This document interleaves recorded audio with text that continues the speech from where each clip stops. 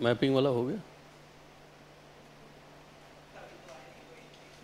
नहीं, आप लोगों का हो गया जो आया उसकी। थोड़ी बहुत क्यों नहीं हो पा रहा है? कौन सा कॉन्टिनेंट था आज? यूरोप था।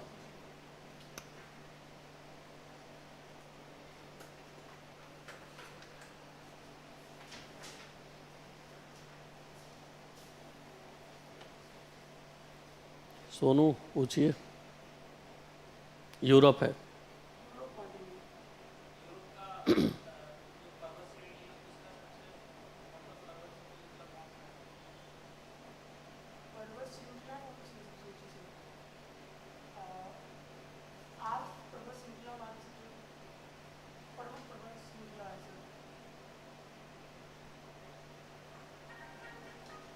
आप पूछिए।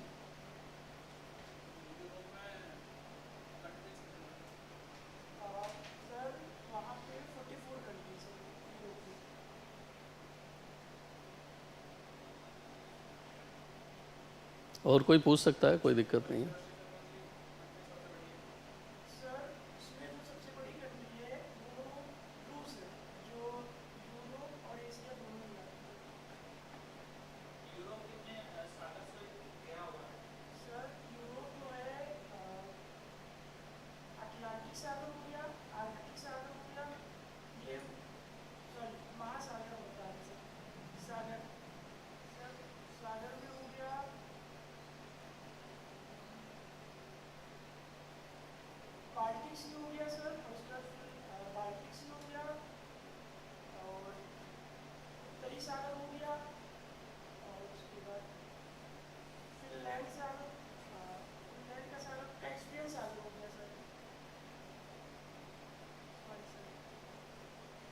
ठीक है, कोई बात नहीं। और कोई कैपिटल वगैरह पूछ लीजिए, दो तीन।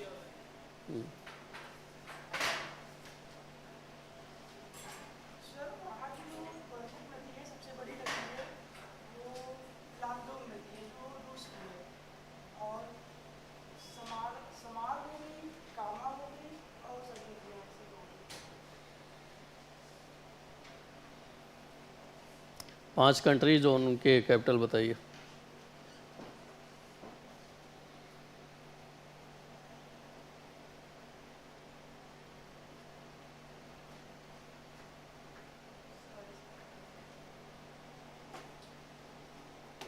आइए।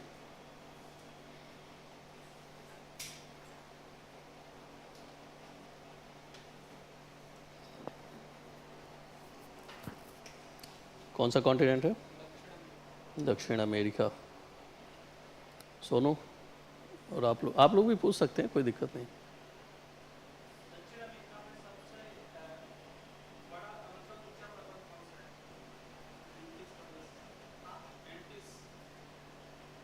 इंडीज़। अच्छा, पर्वत चोटी पूछ रहे हैं वो, सबसे पीक पूछ रहे हैं, सबसे ऊंची चोटी कौन सी?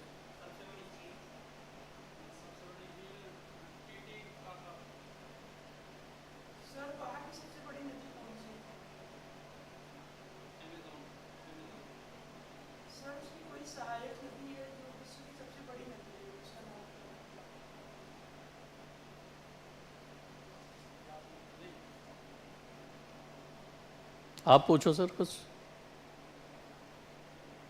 क्या नहीं पता है? साउथ अमेरिका नाम नहीं सुने हो कभी?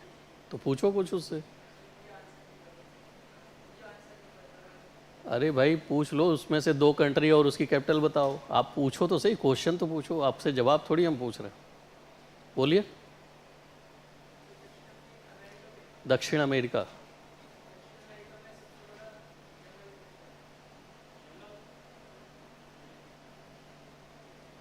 नहीं पता क्या होता है?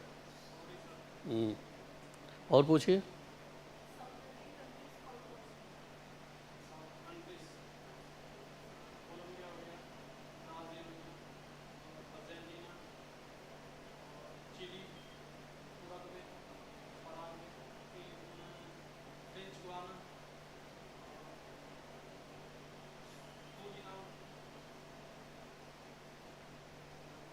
आप पूछिए सर, पूछिए, साउथ अमेरिका से कुछ भी पूछिए। अरे इतना तो पूछ ही सकते हो, 2 देश के नाम बताइए, उसकी कैपिटल बताइए, पूछिए।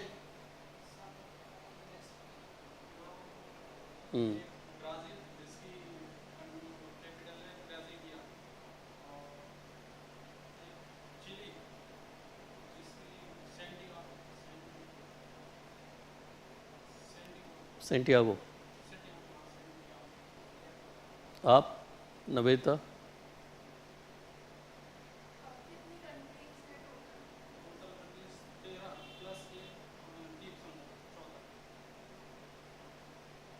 ठीक है, अच्छा बता रहे, बढ़िया, बैठिए।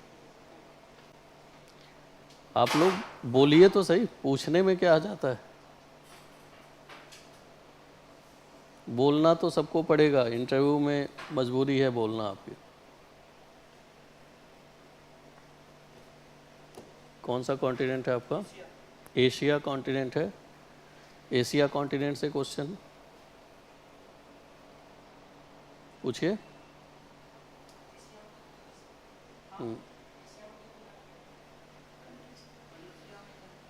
कितने देश हैं ऐसा पूछ रहे हो? और कोई क्वेश्चन? अरे पूछिए।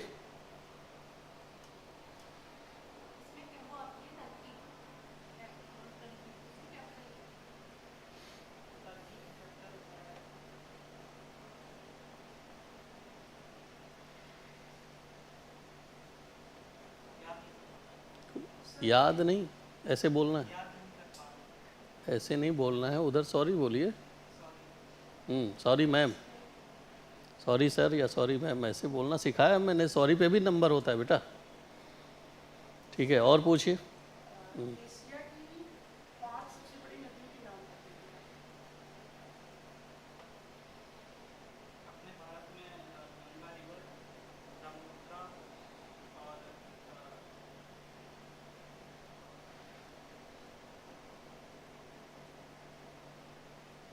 और सिंधु रिवर।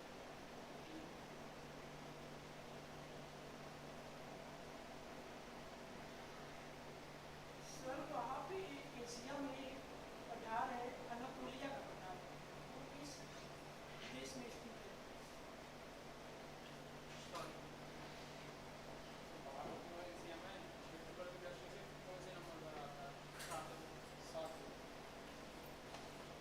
तो पहले 6 कौन से? सबसे पहले रूस आता है, कनाडा आता है, फिर अमेरिका आता है, फिर चीन आता है, फिर आता है ब्राज़ील, उसके बाद आता है ब्राज़ील के बाद आता है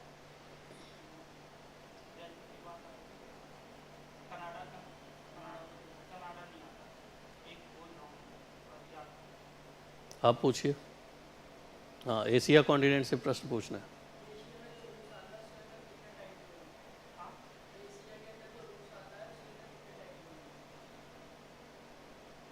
रूस तो यूरोप का पार्ट है, उसकी कैपिटल जो है उसमें पड़ती है, इसीलिए यूरोप में माना जाता है।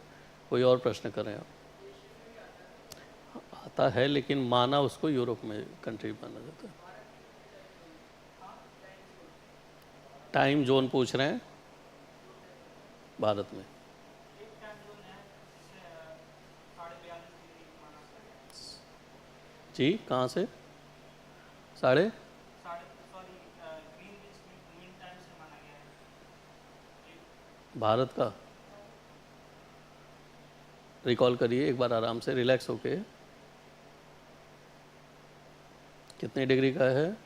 माने समय 42.5 डिग्री। हाँ, ठीक है, ठीक है, बहुत बढ़िया। ठीक है, हो गया, हो गया, बैठिए, बैठो बैठो। आपने किया शुभम?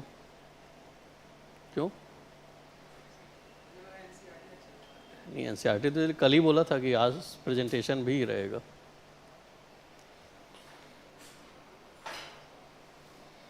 देखिए, आता तो है, आपने मैपिंग किया भी है ना, लेकिन फिर भी यहाँ आने पे क्या हो जा रहा है, भूल जा रही है चीज़ें, या रिकॉल नहीं हो पा रहा है, या निकलना कुछ चाहिए, निकल कुछ रहा है।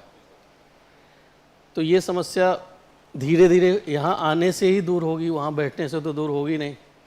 या ये कह देने से कि मैं नहीं पूछूंगा, मैं नहीं रहूँगा, तो फिर ठीक है, आप तैयारी में भी बताइए, इंटरव्यू कॉल आएगा तो आप बोल दीजिए हमको नहीं जाना है, आज मन नहीं है। तो अगर ऐसा ऑप्शन है तो कोई दिक्कत नहीं है, नहीं तो इन्वॉल्व होइए इसमें। हेजिटेशन तो दूर करके जाना ही पड़ेगा। आप घर में कितना बढ़िया बात करते हैं इससे मतलब नहीं है, बात तो वहाँ करना है आपको। चिराग समझ पा रहे हैं? आप रोशन करेंगे अपने क्षेत्र को, अपने घर को, कब? जब ठीक से पढ़ेंगे। आप ज़्यादातर आते नहीं हैं यहाँ पे, पता नहीं कहाँ रहते हैं। तो वो होमवर्क क्यों नहीं कर रहे हैं आप? जब आते हैं तो पता कैसे नहीं है? अरे ये होमवर्क कल का थोड़ी है, ये तो 2-3 हफ्तों से चल रहा है। ठीक है, इसमें इन्वॉल्व होइए, करिए। आप ही लोगों के लिए तो है, ये जो नए बच्चे हैं उनके लिए ही है। बाकी जो विश्वगुरु बन गए उनके लिए हम नहीं पढ़ा रहे, लेकिन जो नए बच्चे हैं, जो अच्छे बच्चे हैं, उनके लिए है, जो सिलेक्शन लेना चाहते हैं। ठीक है, सिलेक्शन लेने ही आए हो ना कि दिल्ली घूमने आए हो? तो इन्वॉल्व हो, इसमें रहो। आप भी नहीं दिखते हो, कहाँ रहते हो आप? हाँ, कितने दिन हो गया? 4-5 दिन हो गया। तो क्लासेस करनी चाहिए, आना चाहिए, इसमें तो फ़ायदा मिलेगा आपको। क्योंकि ये सीखोगे कैसे? धीरे धीरे ही आएगा ना। अभी यहाँ बोलने को कहें तो बोल लोगे? अभी वहीं से प्रश्न नहीं कर पा रहे हो तो यहाँ बोलोगे कैसे?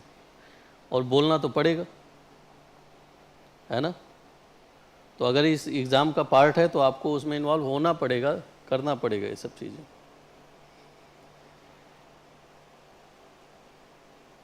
एनसीईआरटी की क्लास हम लोग कर रहे थे। एनसीईआरटी की क्लास में बार बार कहता हूँ कि एनसीईआरटी ही पढ़ाना मेरा उद्देश्य नहीं है। उद्देश्य है कि इससे आउटकम हम लोग क्या निकालते हैं, इससे क्या हम सीख सकते हैं और हमारे काम कैसे आ सकती है। क्योंकि एनसीईआरटी हम बचपन में पढ़ चुके हैं, 12th में पढ़ चुके हो, 10th में पढ़ चुके हो, 6th में पढ़ चुके हो। तो अभी हम जब पढ़ रहे हैं वो हमारे कैसे काम आ सकती है, क्या काम आएगी, किस तरीके से आउटकम हम लोग निकालते हैं उसमें। अगर आप लोगों ने पीछे क्लास नहीं किए तो वीडियोस पड़े हुए हैं, उसको देख लीजिएगा। ठीक है, और क्लास के बाद मिलिएगा आप दोनों लोग।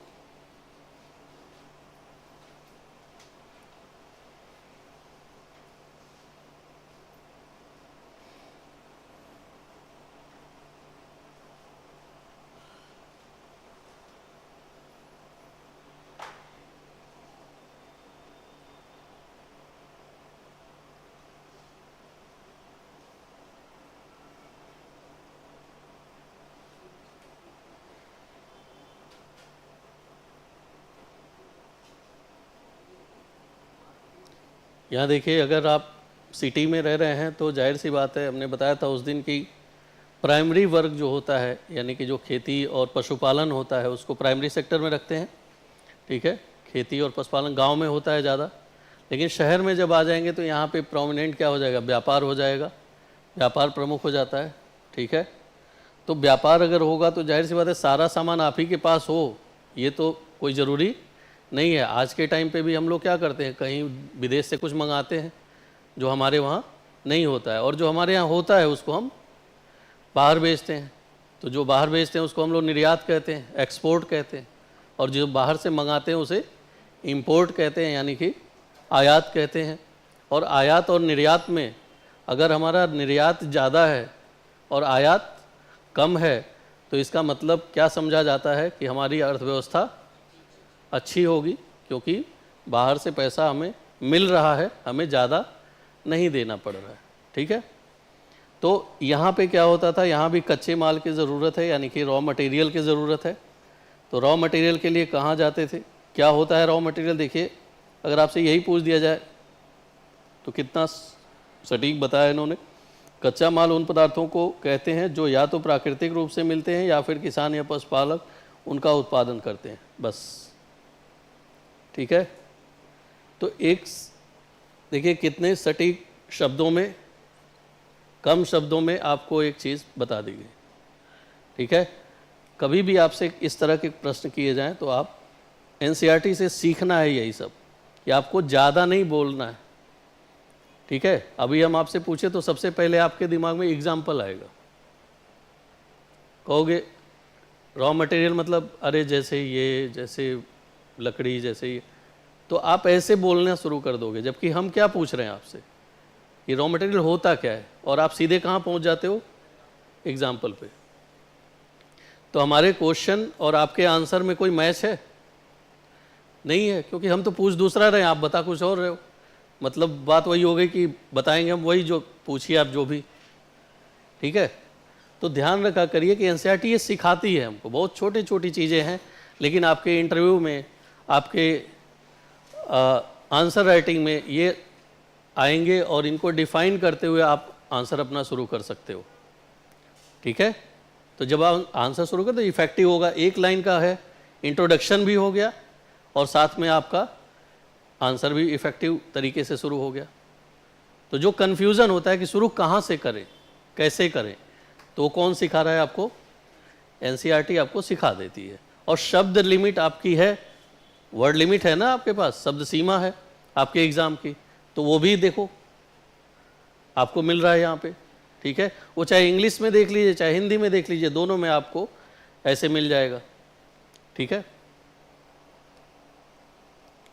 देखिए एग्जाम्पल भी दे दिया, जैसे लकड़ी या धातुओं के अयस्क प्राकृतिक रूप से उपलब्ध कच्चे माल हैं।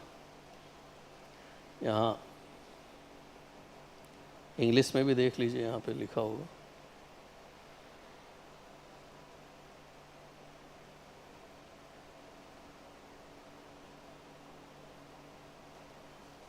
Raw materials are substances that are either found naturally, such as wood or ores of metals, or produced by farmers or herders, ठीक है।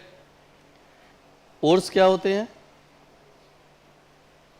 ओर्स क्या होते हैं आप बताइए, पता नहीं? आपका ग्रेजुएशन हो गया, 12th में हो, सेकेंड ईयर, 12th कौन सी स्ट्रीम थी आपकी, पीसीएम थी या क्या थी, साइंस था, पीसीएम ग्रुप था, फिजिक्स केमिस्ट्री मैथ्स था ना, तो फिर कैसे आपको नहीं मालूम ओर्स? अयस्क का नाम नहीं सुने हो, ओर्स, मेटल वाला चैप्टर तो पढ़े होगे 7th क्लास में, मेटल एंड नॉन मेटल नाम का चैप्टर है, ठीक है। तो यहाँ ऐसा नहीं है कि आपसे पीएचडी वाले प्रश्न किए जाएंगे, यहाँ आपसे वही पूछा जाएगा जो 12th तक पढ़ के आए हो। तो छोटी छोटी चीज़ें तो रिकॉल रखा करिए ना। ओर्स का मतलब क्या होता है, मेटल आपको मेटल के फॉर्म में थोड़ी मिलता है, जाओगे तो सीधे सीधे उठा के सोना लेके थोड़ी चले आओगे, है ना, या लोहा लेके ऐसे थोड़ी चले आओगे, वो मिक्स रहता है कुछ चीज़ों में, और उसी को क्या कहते हैं, ओर कहते हैं।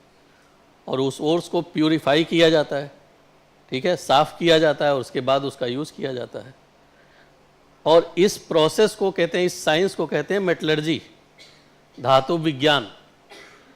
तो यहाँ पे क्या है, अगर ये लोग मेटल का यूज़ कर रहे हैं तो ये लोग भी ओर्स ही मंगाते होंगे ना, कच्चा माल मतलब हम लोग ओर्स मंगाते हैं, यानी कि अयस्क मंगाते हैं बाहर से।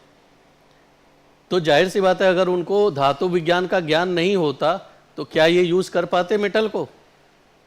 तो इसका मतलब क्या हुआ कि यहाँ के लोगों को किस चीज़ का ज्ञान था, धातु विज्ञान का, यानी कि मेटलर्जी, इंग्लिश में मेटलर्जी कहते हैं, हिंदी में धातु विज्ञान कहते हैं, जो इस कैसे साफ़ करेंगे और कितने रेशियो, कितने टेम्परेचर पे वो होता है, ये सब उसमें पढ़ा जाता है। अगर आप 12th में पढ़े होगे तो थोड़ा बहुत।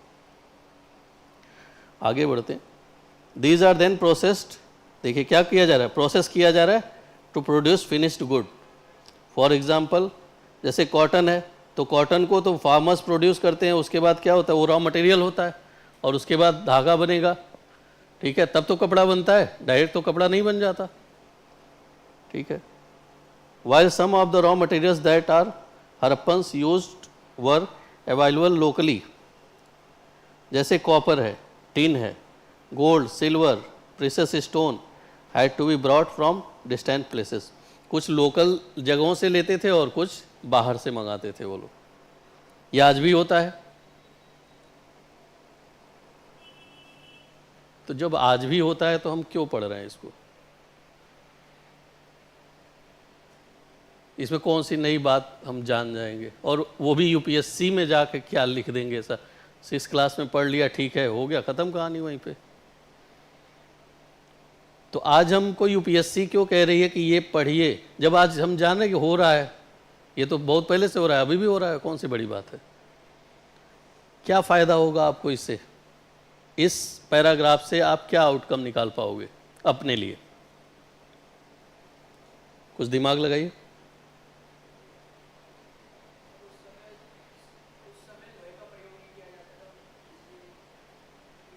नहीं, लोहे का यूज़ इसमें नहीं आया है, वो मैं नहीं कह रहा हूँ। मैं कह रहा हूँ रॉ मटेरियल लोकली भी अवेलेबल है आज भी, और बाहर से भी मंगाया जाता है, आज भी मंगाया जाता है ना, इतना तो पता है आपको। तो उस समय भी हो रहा था, तो इसको हमको पढ़ने की क्या ज़रूरत है? आज के ही बारे में पढ़ लेते, क्या ज़रूरत है उतनी पुरानी बात पढ़ने की? आज का पढ़ेंगे तो यूज़ भी आएगा, जा कर के हम लोग वही काम करेंगे अगर उस टाइप का डिपार्टमेंट मिला तो। उस समय का जान के हम करें क्या? क्या आउटकम? क्यों यूपीएससी करेगी नहीं आप 6 क्लास की एनसीईआरटी पढ़ के आओ? ये इंफॉर्मेशन है, आउटकम क्या है आपका? अगर एज इट इज ये इंफॉर्मेशन लिख देते हैं तो आपका सिलेक्शन नहीं होगा, क्योंकि वो तो 6 क्लास का बच्चा लिखेगा, वो उसका आंसर है, आपका सिलेक्शन कैसे होगा? यही आपको ढूंढना है इसमें। समझ आ रहा है? तो ढूंढ के बताइए।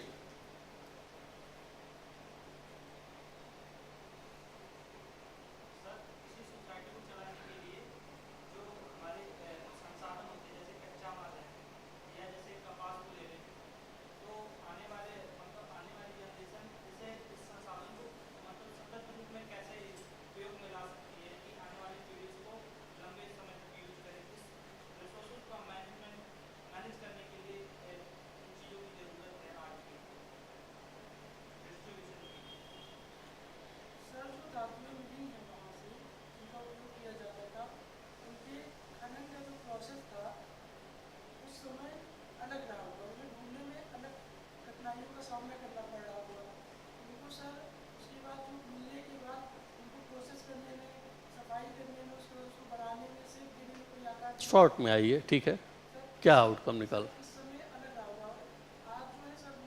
आज तो एडवांस टेक्नोलॉजी है, तो काहे लिए बकवास पढ़ने जाए?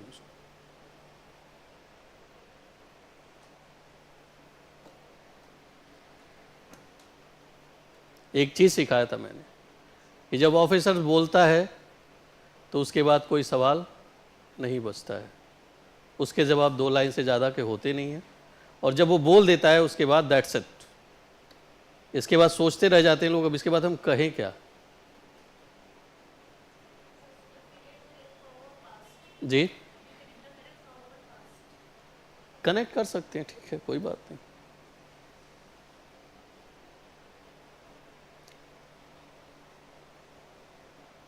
ये तो, ये भी जस्ट इंफॉर्मेशन, आउटकम क्या निकल रहा है इसका, कनेक्ट करके क्या मिल जाएगा हमें?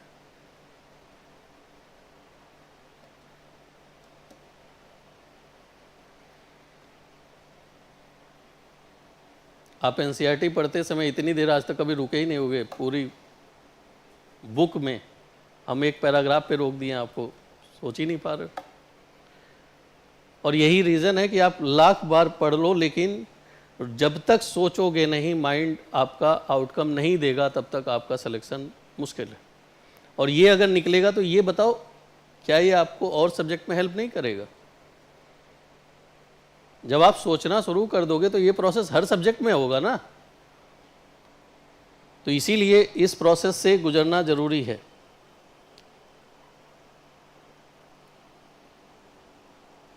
थोड़ी देर बाद अभी हम इस पे आएंगे, थोड़ा सा और आगे चलते हैं अभी। हाँ,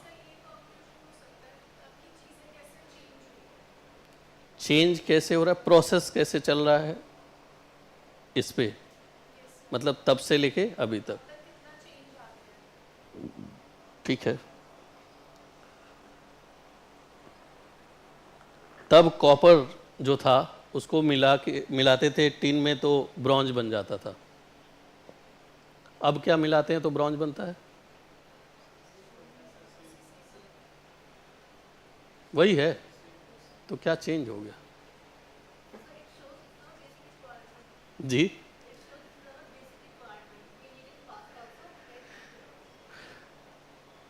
ठीक है, आपके राय अच्छे लग रहे हैं लेकिन मजा नहीं आ रहा, एक अधिकारी वाला नहीं आ रहा है, आपको खुद भी लग रहा होगा। ठीक है, अभी आएंगे इस पे, बात करेंगे। थोड़ा सा इस पैराग्राफ को देख लेते हैं। The Harappan probably got copper from present day Rajasthan. Khetri एक वहाँ पे माइन है, खेतरी, आज भी वहीं से मिलता है, आज भी कॉपर हम लोग वहीं से लेते हैं। ठीक है, इंडिया में कॉपर बहुत कम मिलता है, उतना है नहीं बहुत ज़्यादा। एंड इवन फ्रॉम ओमान, और कहाँ से लेते हैं? ओमान से लेते थे ये लोग। कहाँ पे है ये? West Asia. ठीक है, मैपिंग जिसने किया होगा उसको याद आ रहा होगा कि ओमान कहाँ है। ठीक है, इसीलिए मैं कहता हूँ कि मैपिंग करके जब बैठोगे किसी क्लास में, तो जब हम ओमान बोलें तो आपके दिमाग में पिक्चर आ जाएगा कि कहाँ है ये।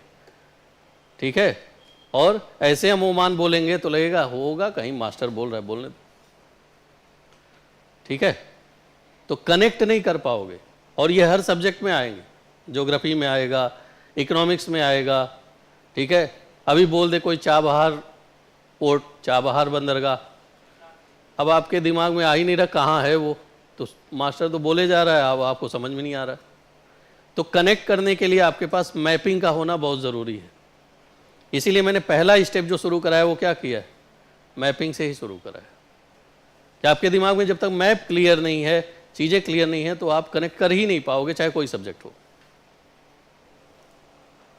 West Asia, tin which are mixed with copper to produce bronze, they may have been brought from present day Afghanistan and Iran. ठीक है, gold could have come all the way from present day Karnataka. Kolar की खान है, एक ही खान नहीं है हमारे यहाँ gold की, तो ये आपसे पूछा भी जाता है, प्रीलिम्स में बहुत बार पूछा जाता है, एक ही मायनी है, कोलार की खान है कर्नाटक में। ठीक है, एक मूवी देखा था आप लोगों ने, KFG। KFG का full form?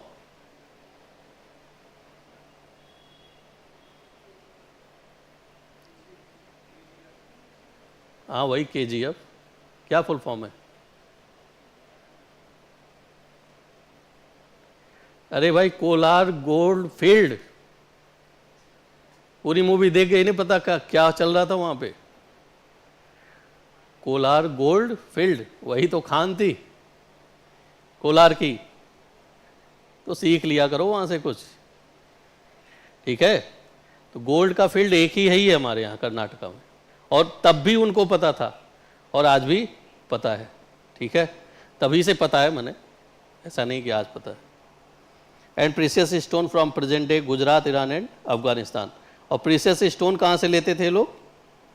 Gujarat, Iran and Afghanistan. ये जो फैक्ट है इस पर ध्यान रखिएगा, क्वेश्चन हम बनाएंगे तो वो आपको करना पड़ेगा, केवल प्रवचन मत सुना करिए, उस पर हाईलाइट कर लिया करिए, क्योंकि हम क्वेश्चन बनाएंगे तो उस पर, और ये क्वेश्चन बार बार पूछे भी जाते हैं। अब देखिए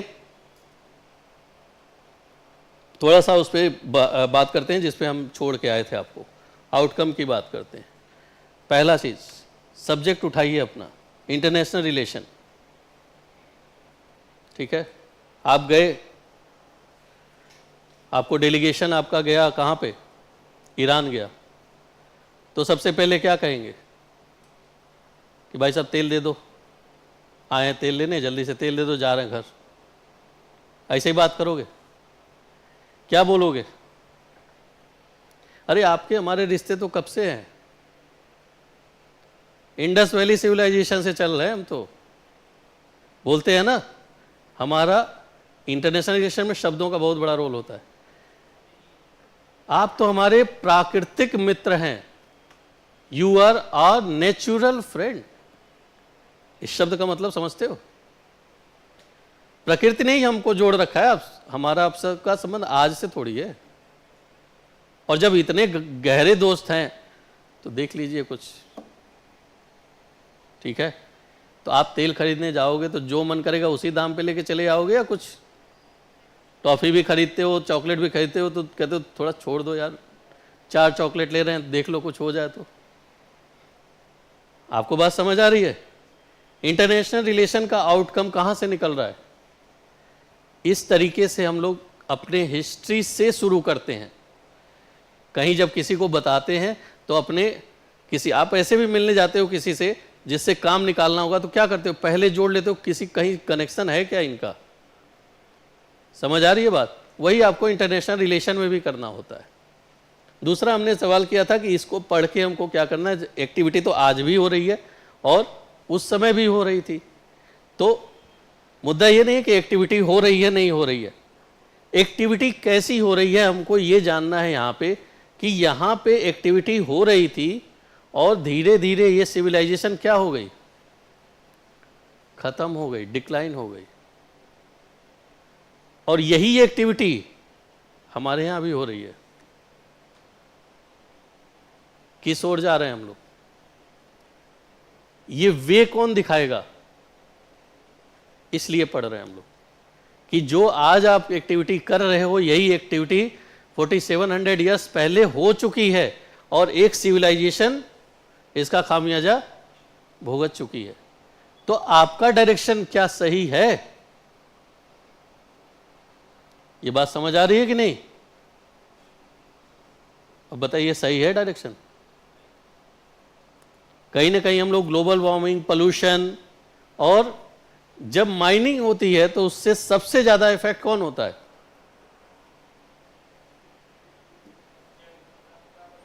जी, और कोई?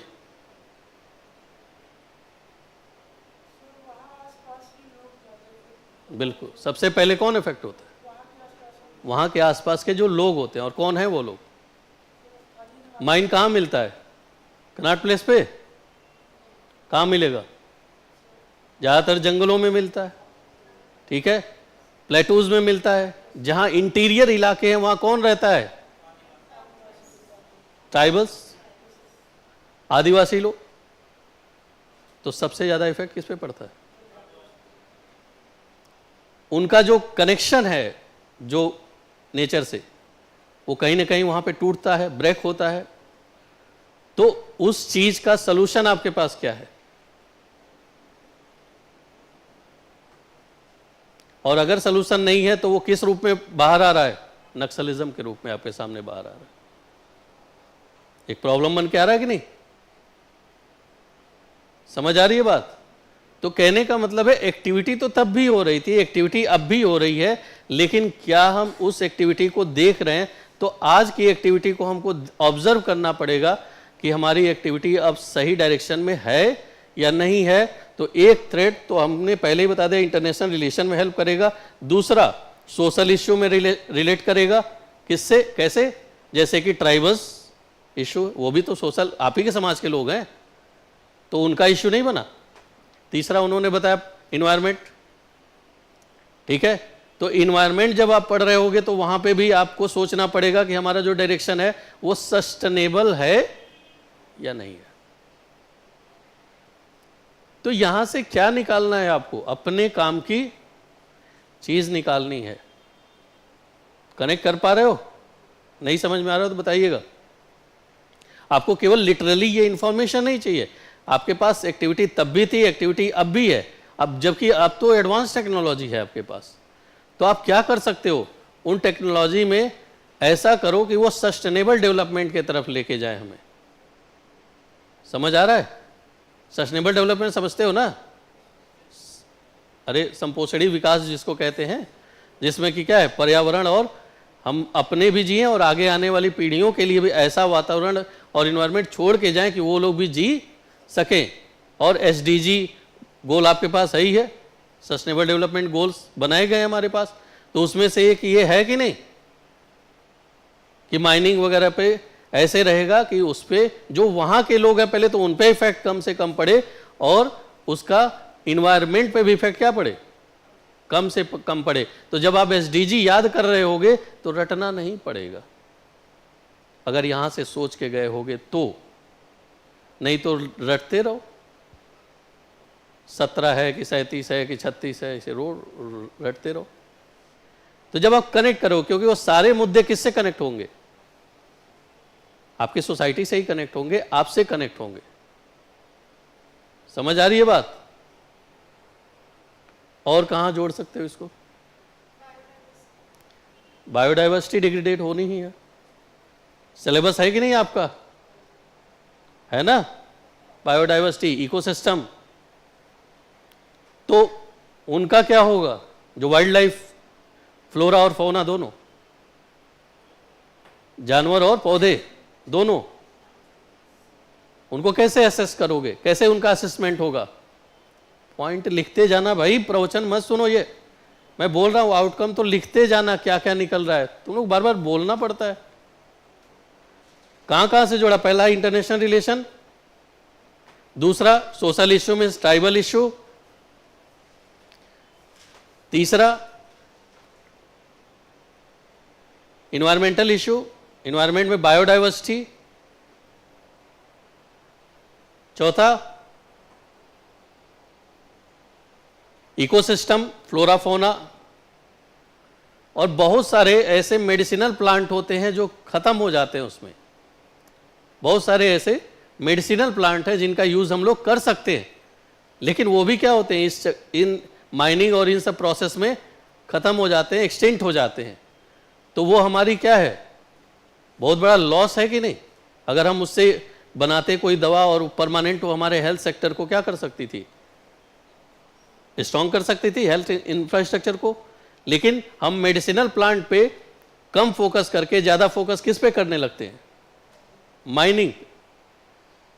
ठीक है, तो मेडिसिनल प्लांट्स वगैरह का लॉस जो है ये भी लिख सकते हैं आप उसमें। बहुत सारे जो एनिमल हैं उनका हैबिटेट खत्म हो जाता है, उनका आवास जो होता है खत्म हो जाता है, तो उनके विलुप्त होने की समस्या बढ़ जाती है। लगता है कि वो विलुप्त हो सकते हैं।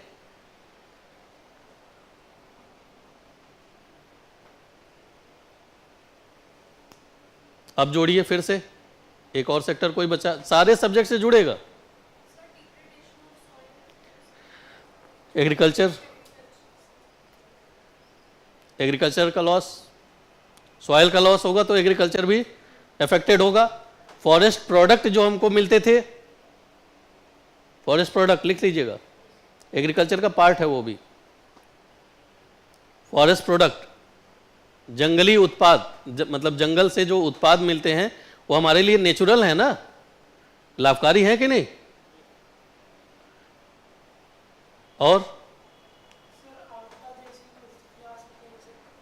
आपदाओं में वृद्धि, डिजास्टर मैनेजमेंट जुड़ रहा है।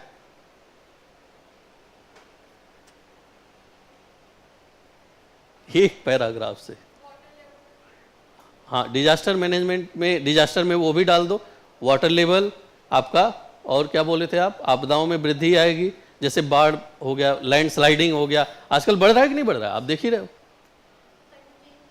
जी।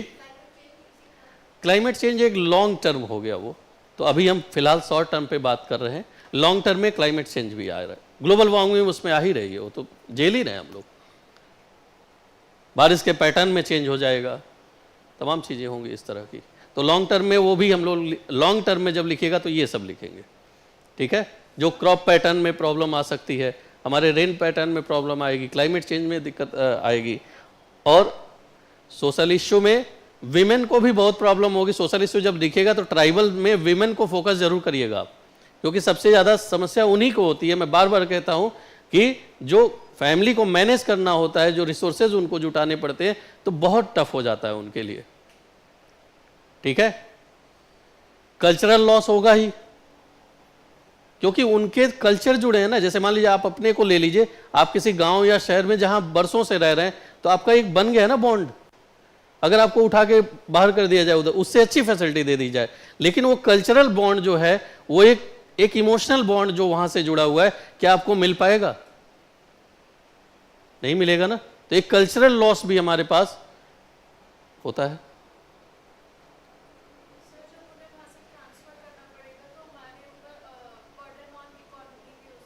इकोनॉमी पे बर्डन तो पड़ता ही है, और कई बार हम लोग वहाँ पे वैल्यूज़ को भी ओवरकम कर जाते हैं, इथिक्स भी वहाँ पे कई बार कंप्रोमाइज्ड हो जाता है, जैसे ज़बरदस्ती हटाते वहाँ से कि नहीं आपको हटना ही होगा, यहाँ से आपको जाना ही होगा। तो यहाँ पे हमारा इथिक्स भी कई बार कंप्रोमाइज होता है,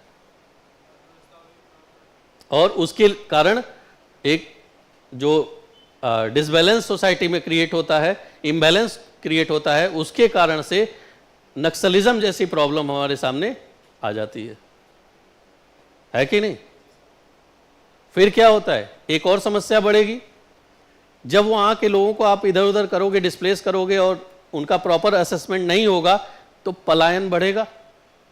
वो किधर जाएंगे, शहरों की तरफ भागेंगे, भाई जीवन है, जीना तो है ही है, तो पलायन बढ़ेगा, इमिग्रेशन होगा शहरों की तरफ। तो किस पे प्रेशर पड़ेगा, जो रिसोर्सेज हैं सिटीज में, शहरों के जो रिसोर्सेज हैं उस पे। और देखना अभी इसमें आएगा आगे कि इन लोगों ने ऐसा किया, शहरों पे दबाव बढ़ गया, और एक कंडीशन ऐसी आई कि पूरे शहर खत्म हो गए, कोलैप्स हो गए।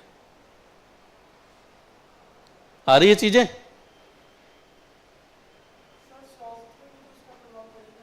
बिल्कुल पड़ता है। हाँ, ये हेल्थ बिल्कुल पड़ता है। कई बार क्या होता है, माइनिंग करने के बाद इसका कितनी बार गवर्नमेंट ने प्लान किया है, लेकिन कंपनियां इस पे ध्यान नहीं देती हैं कि जब वो लोग खुदाई कर देते हैं उसके बाद छोड़ देते हैं, वहां से जहरीली गैसें निकलती हैं, जैसे मीथेन वहां पे, और वो छोड़ के ऐसे ही चले जाते हैं। तो जो आसपास के लोग वहां रहते हैं उनके हेल्थ पे क्या होता है, वर्स इफेक्ट पड़ता है। ठीक है, जो छोड़ के चले जाते हैं, गड्ढा बन जाता है चारों तरफ से, उसमें पानी बढ़ता है, मच्छर क्रिएट होते हैं वहां। मलेरिया का एक समस्या हमारे देश में बहुत ज्यादा है जंगलों की तरफ। ठीक है, तो ये बढ़ता है, और वहां पे इंफ्रास्ट्रक्चर तो है नहीं, इतना हेल्थ इंफ्रास्ट्रक्चर है ही नहीं, तो क्या होता है, उससे डेथ बहुत ज्यादा होती है मलेरिया से। तो एक पर्टिकुलर ये इशू, हमारा हेल्थ इशू भी वहां पे बढ़ता है।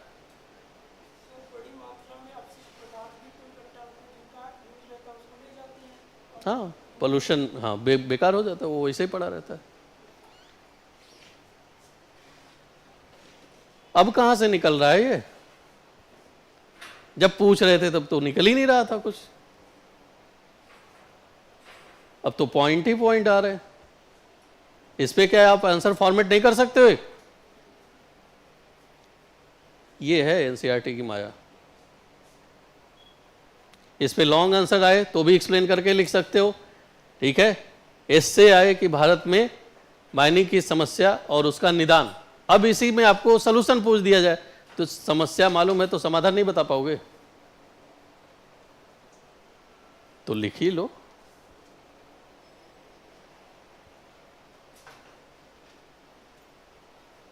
भारत में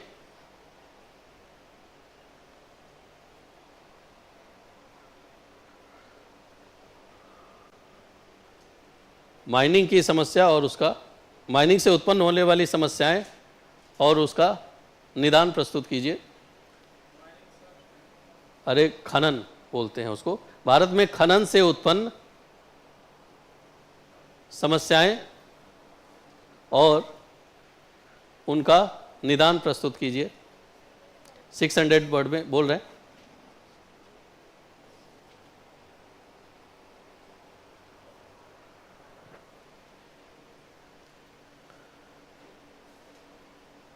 भारत में खनन से उत्पन्न समस्याएं तथा उनका निदान प्रस्तुत कीजिए।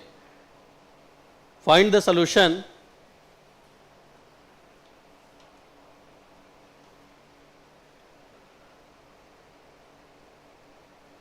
of the problem created by mining in India.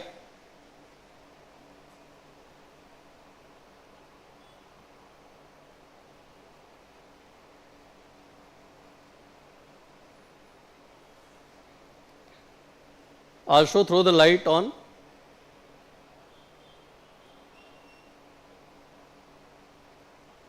the problems created by it.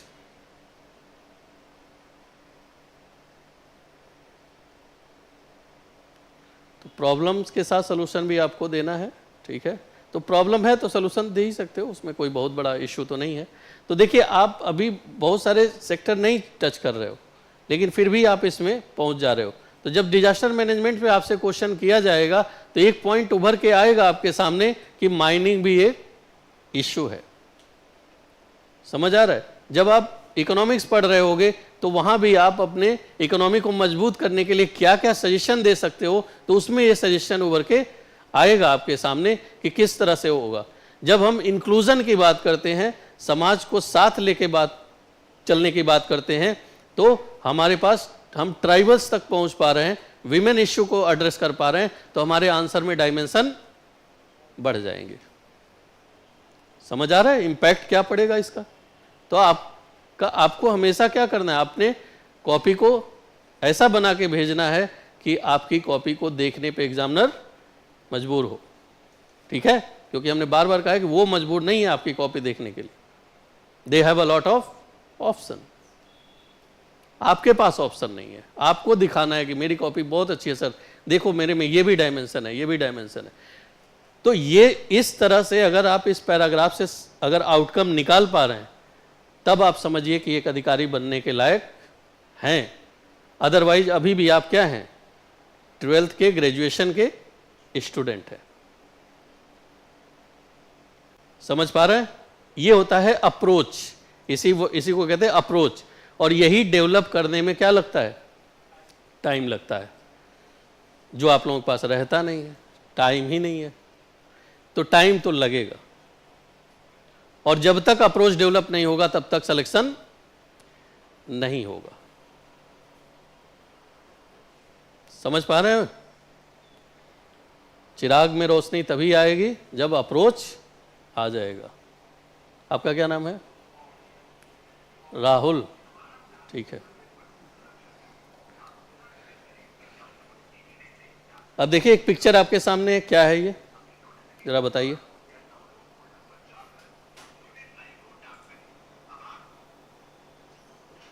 ये पिक्चर है, इस पे क्या बना हुआ है, क्या देख पा रहे हैं आप? हाँ ठीक है, शिप है, मतलब जहाज है, नाव है, जो भी है। हाँ हाँ ठीक है, कोई बात नहीं, हम वही दिखाना चाहते हैं। हम ये नहीं बोल रहे कि चिड़िया की आंख देखो आप, ठीक है, नाव देख लिए, सील है कुछ। यानी कि उस समय क्या था कि शिप वगैरह बनाने का थोड़ा बहुत नॉलेज अब उन लोगों को आ गया होगा, तभी तो ओमान जा रहे हैं और व्यापार समुद्री रास्ते से भी होता होगा। ठीक है, दूसरा इधर देखिए, ये क्या है, बुलक कार्ट है।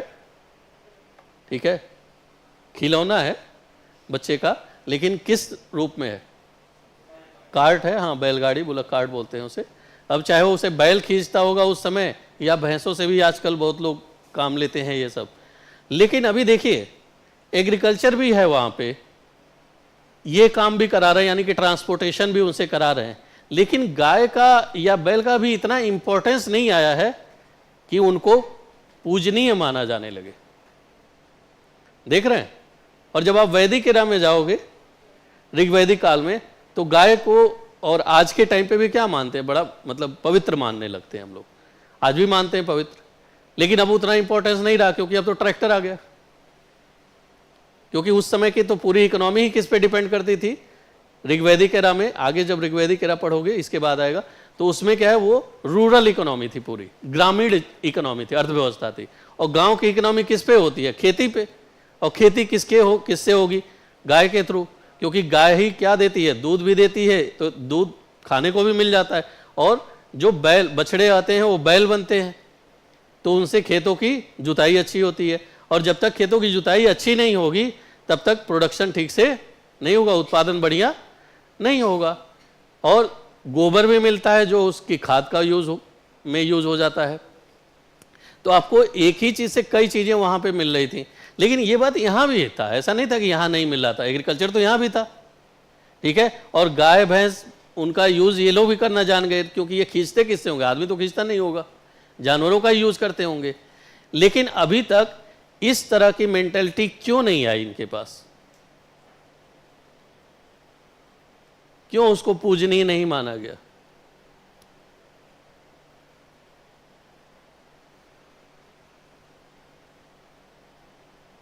फिर शांति, कुछ तो आवाज निकालो। बोर नहीं ना हो रहे हो कि प्रॉब्लम हो रही है? देखो आउटकम निकालना तो रुकना पड़ेगा हमको, और आपसे निकलवाना। हम बता दें तो फिर वही हुआ, प्रवचन और सत्संग वाली बात हो जाएगी। क्यों उस समय तक नहीं माना गया? जबकि उस वहाँ मैंने उस दिन बताया था ना कि अगर नगर का विकास होगा तो वो निर्भर किस पे करता है? ग्रामीण विकास पे। रूरल इकोनॉमी अगर स्ट्रांग नहीं है तो आपकी अर्बन इकोनॉमी तो स्ट्रांग हो ही नहीं सकती है। तो यहाँ हम जब ऋग्वैदिक पीरियड में जाते हैं और वैदिक पीरियड में जाते हैं तो वहाँ केवल रूरल इकोनॉमी है, तब भी हम गाय को पूजनीय मानने लगते हैं। और यहाँ पे रूरल और अर्बन दोनों इकोनॉमी चल रही है, तब भी हम गाय को उतना महत्व अभी नहीं दे रहे हैं। क्यों?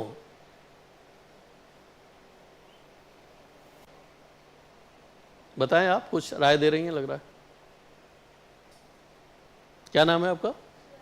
शिवानी। बताएं जी, क्या नहीं था?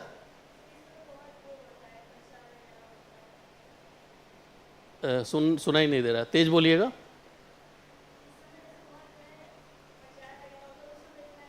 उस समय प्रचार नहीं, मैं इस समय की बात नहीं, वैदिक पीरियड की बात कर रहा हूं। वैदिक पीरियड में जो है वहां कौन सा प्रचार था? नगर में तो ज्यादा प्रचार होगा, सिटीज में तो ज्यादा रहेगा ना।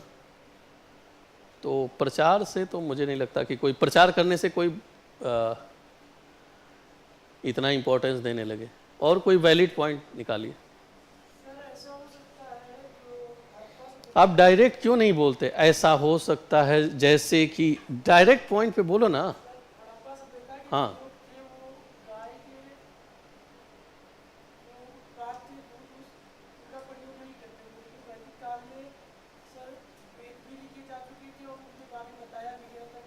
तो खेती किससे करते होंगे वो लोग? शेर ले आके? हाँ, तो जाहिर सी बात है मिल्क प्रोडक्ट से परिचित तो होंगे ही। और नहीं भी यूज कर रहे हैं तो कम से कम मांस के लिए यूज करते होंगे, एग्रीकल्चर के लिए यूज करते होंगे, इतना तो करते ही होंगे। तो यूजफुल तो था ही। और ऋग्वैदिक काल में आप गए थे बताने? कौन कौन था? वेद में लिखा गया होगा, कौन लिखा था? तो जिसने रचना की थी वो भी तो इंसान ही होगा, तो वो बता दिया और सब लोग कहने लगे हाँ हाँ पूजा करो। ऐसे थोड़ी होता है।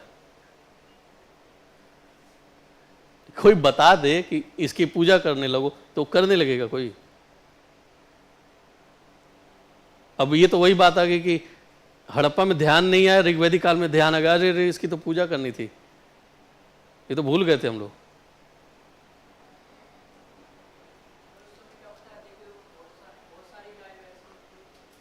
ऋग्वैदिक काल में तो हजारों हजारों गाय काट दी जाती थी, बच्चा बलि चढ़ाई जाती थी। यही कौन सा पॉइंट है कि उस समय कम थी, उस समय ज्यादा थी? वो तो रहेगा ही। जैसे जैसे पॉपुलेशन बढ़ेगा तो बढ़ा ही लेंगे हम लोग।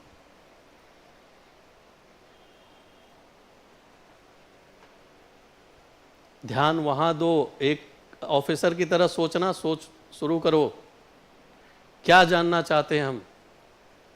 हमने सिंपल सा एक क्वेश्चन किया कि एक इकोनॉमी जो रूरल इकोनॉमी है, एक ग्रामीण अर्थव्यवस्था है, वहां जाके आप जो महत्वपूर्ण है, अभी बताया ना कि ग्रामीण इकोनॉमी किससे चलती है? गाय का महत्व तो होगा ही होगा, क्योंकि गोबर भी दे रही है, दूध भी दे रही है और बैल भी दे रही है, ट्रांसपोर्ट सिस्टम भी उससे चल रहा है। ठीक है, तो ये सब काम जो कर रहा है उसका इंपॉर्टेंस वहां पे जो अर्बन सिविलाइजेशन हो गया, जो रूरल तो बना ही बना, साथ में अर्बन यानी कि ग्रामीण अर्थव्यवस्था तो मजबूत हुई ही हुई, उनकी नगरीय अर्थव्यवस्था भी मजबूत हो चुकी है। वो लोग उसको उतना महत्व नहीं दे रहे हैं। और वो लोग जिनके पास केवल ग्रामीण अर्थव्यवस्था है, और वो भी ऋग्वैदिक में तो अभी शुरू हुई थी, उत्तर वैदिक आते आते ना महत्व तो ज्यादा बढ़ गया।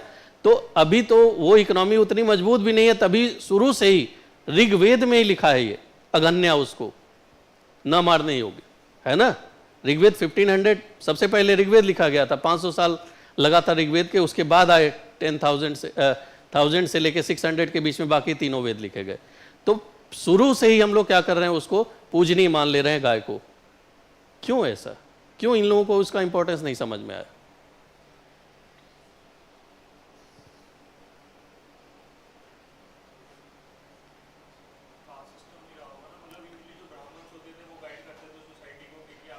कास्ट सिस्टम नहीं, वर्ण। हाँ, इसमें कहीं मेंशन नहीं है ब्राह्मण को पुरोहित का इस वाले चैप्टर में। पहला क्लास नहीं किया था क्या आपने?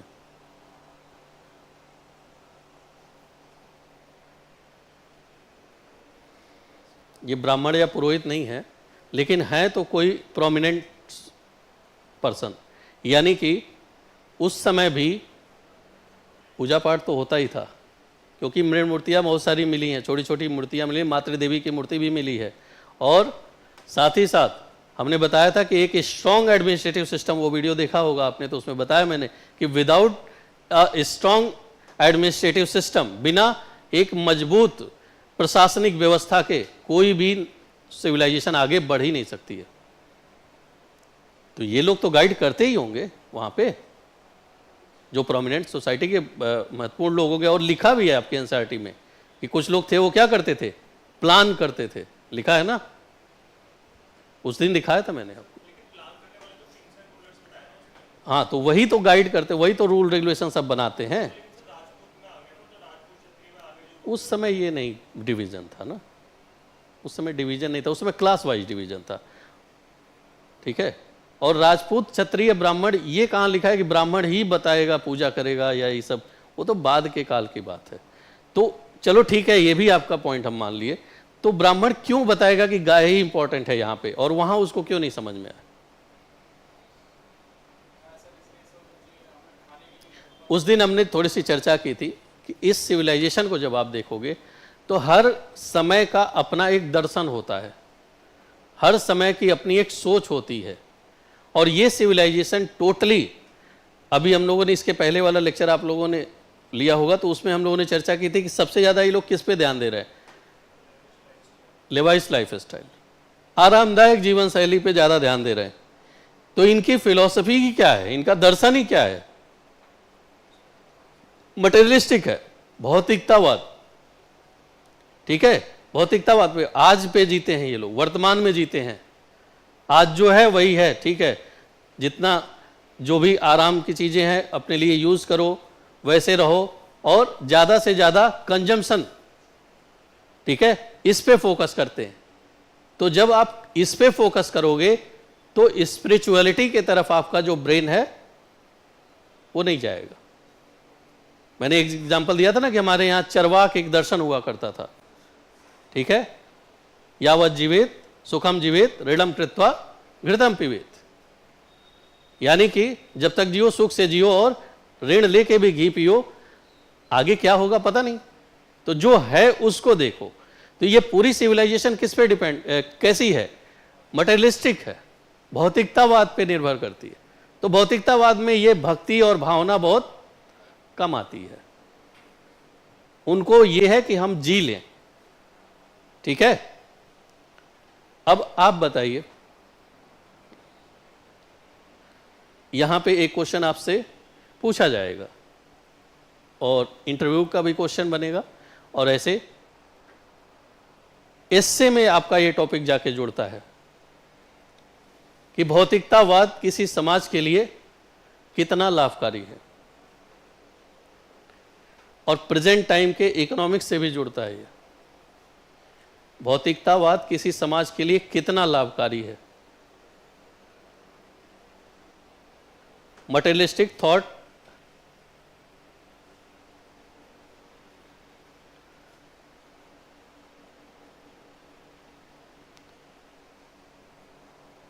is important at what extent?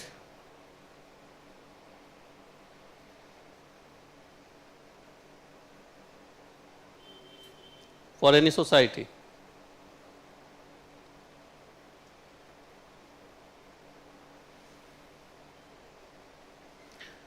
ध्यान रखिएगा, इसका जवाब देते समय ये याद रखिएगा कि इंडस वैली सिविलाइजेशन क्या हो गई थी?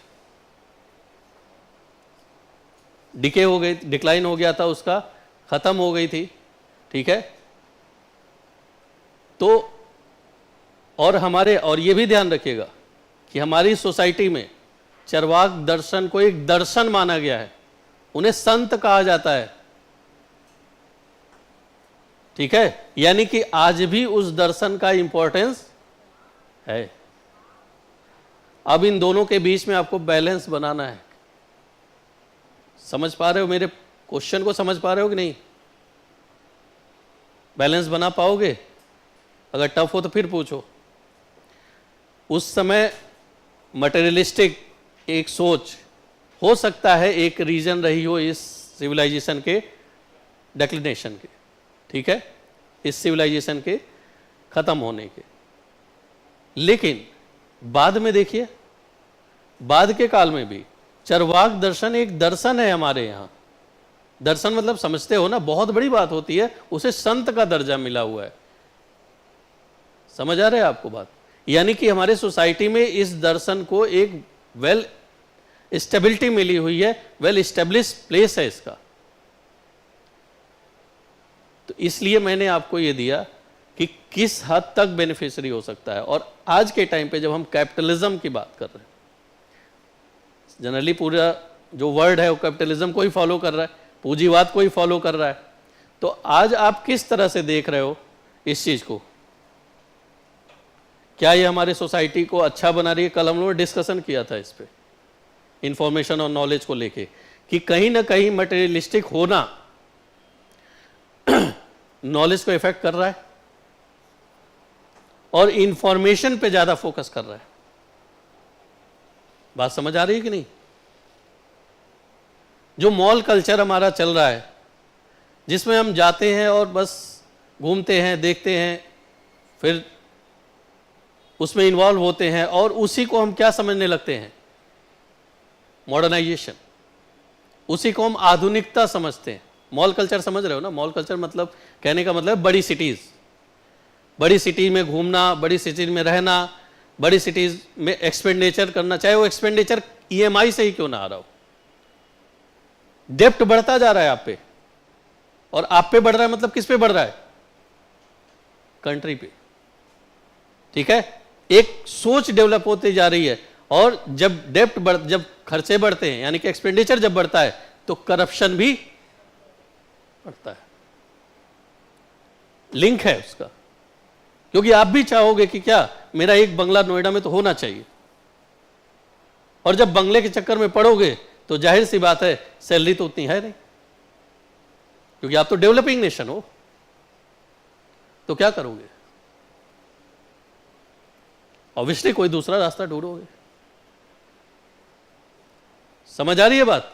तो मटेरियलिस्टिक होना कहीं ना कहीं क्या करता है कि हमारे नॉलेज को, और सही और गलत में फैसला करने की क्षमता जो होती है, उसी को नॉलेज कहते हैं। अभी कल ही हम लोगों ने इस पे डिस्कस किया था कि नॉलेज क्या है? इंटेलिजेंस का इश्यू है, और जो इंफॉर्मेशन है वो बुद्धि के लेवल पे होती है, माइंड के लेवल पे होती है। बस हम लोग क्या सोच लेते हैं, ये देखा और अच्छा लगा और उस पर हम चले गए, ये नहीं सोचा कि ये लॉन्ग टर्म में हमारे लिए अच्छा है या नहीं है। बगल वाले ने ये किया तो मुझे भी वो करना चाहिए। और आज आप देखिएगा, अपने अपने घर जाइएगा तो देखिएगा बहुत सारे ऐसे सामान आपके घर में पड़े हुए हैं जिनका यूज आप नहीं करते हो।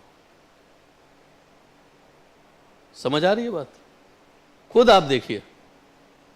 और वो इन्वायरमेंट के लिए थ्रेट है, जिसमें इलेक्ट्रॉनिक गैजेट इस समय सबसे ज्यादा है कि नहीं? मोस्टली लोग आजकल मोबाइल यूज करते हैं, टीवी शायद ही कोई देखता होगा, लेकिन कोई ऐसा घर नहीं जिसमें टीवी ना हो।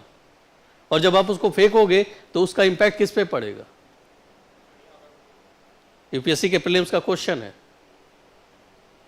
2011 या 12 में पूछा गया था कि कितने टाइप के जो पॉल्यूटेंट हैं वो इलेक्ट्रॉनिक गैजेट में पाए जाते हैं। ठीक है, PYQ देखिएगा तो मिलेगा आपको।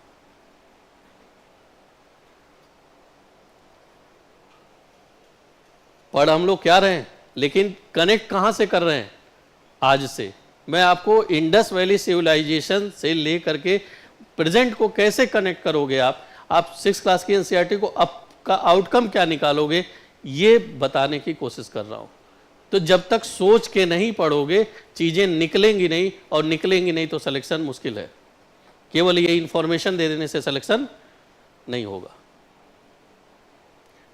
अब आप लोग सोचोगे कि इतना हम कैसे सोच लेंगे, तो इतना आप कैसे सोचोगे? मेरे साथ जब रहोगे 6 महीने में धीरे धीरे आपकी भी आदत बन जाएगी।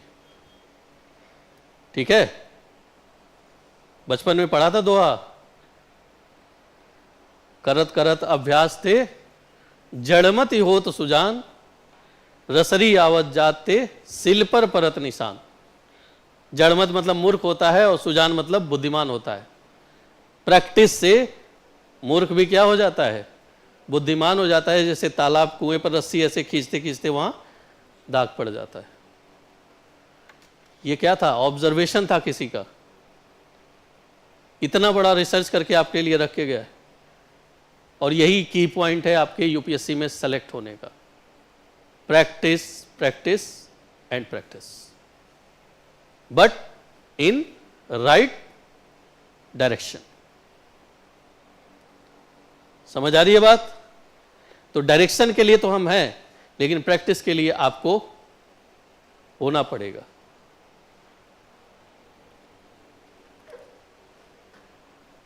ये 2 क्वेश्चन हमने दिया है, लिखने की कोशिश कीजिएगा।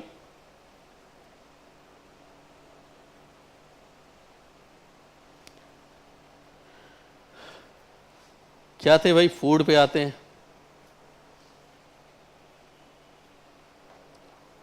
अब सिटीज में रहते हैं लोग तो वो भी तो खाते ही होंगे कुछ, ऐसा तो है नहीं, ऐसे ही रहते होंगे। While many people lived in the cities other living in the country side, माने कुछ लोग शहरों में रहते थे, बाकी गांव साइड में रहते थे। कंट्री साइड माने गांव होता है, ठीक है। और वो लोग क्या करते थे? ग्रू क्रॉप्स एंड रियर एनिमल, यानी कि क्या करते थे? अनाज उगाते थे और जानवरों को पालते थे। तो जो अनाज उगाते हैं और जानवरों को पालते हैं उनको क्या कहते हैं? किसान कहते हैं, ठीक है। किसान और चरवाहे ही शहरों में रहने वाले शासकों, लेखकों और दस्तकारों को सामान देते थे। इस पे हम लोग चर्चा कर चुके हैं, शहर में कौन कौन रहते थे पहले, पिछले लेक्चर में, तो इस पे रुकने की बहुत ज़्यादा ज़रूरत नहीं है। तो वो लोग, ये लोग तभी बने, मैंने बताया कि सिटी तभी बनती है जब तक आपके पास रूरल इकोनॉमी स्ट्रांग ना हो। ग्रामीण अगर अर्थव्यवस्था मजबूत नहीं है तो सिटी तो बन ही नहीं सकता। आप लोग शहर में रह पाते क्या अगर किसान नहीं होते? तो खाते कहाँ से? कौन सी कंपनी अनाज बनाती है? कोई नहीं, ठीक है। पौधों के अवशेषों से पता चलता है कि हड़प्पा के लोग क्या क्या लेते थे। यह फैक्ट हो गया। गेहूं, जौ, दाल, मटर, धान, तिल और सरसों, यह फैक्ट है, पूछ देगा प्रीलिम्स में। तो खेती होती थी तो जाहिर सी बात है क्या होता होगा? जमीन की जुताई होती होगी। और ये अब एक नई बात निकल के आई है इसमें, क्योंकि इसके पहले हम लोग कौन सा पीरियड देख रहे थे? नवपाषाण काल। और नवपाषाण काल में ऐसा कुछ था नहीं कि खेतों की जुताई कैसे की जाती है, ये उनको मालूम नहीं था। बस भूमि उर्वर मिल गई, वहाँ पे खेती किया कुछ दिन इधर उधर, और जब अनप्रोडक्टिव हो गए तो थोड़ा और इधर उधर करने लगे होंगे, आगे बढ़ गए होंगे। लेकिन अब यहाँ पे क्या दिखाई दे रहा है? हल दिखाई दे रहा है। और हल किस चीज का दिखाई दे रहा है? तो लकड़ी का, लकड़ी का है। हड़प्पा काल के हल तो बच नहीं पाए क्योंकि प्रायः लकड़ी के बनाए जाते थे, ठीक है।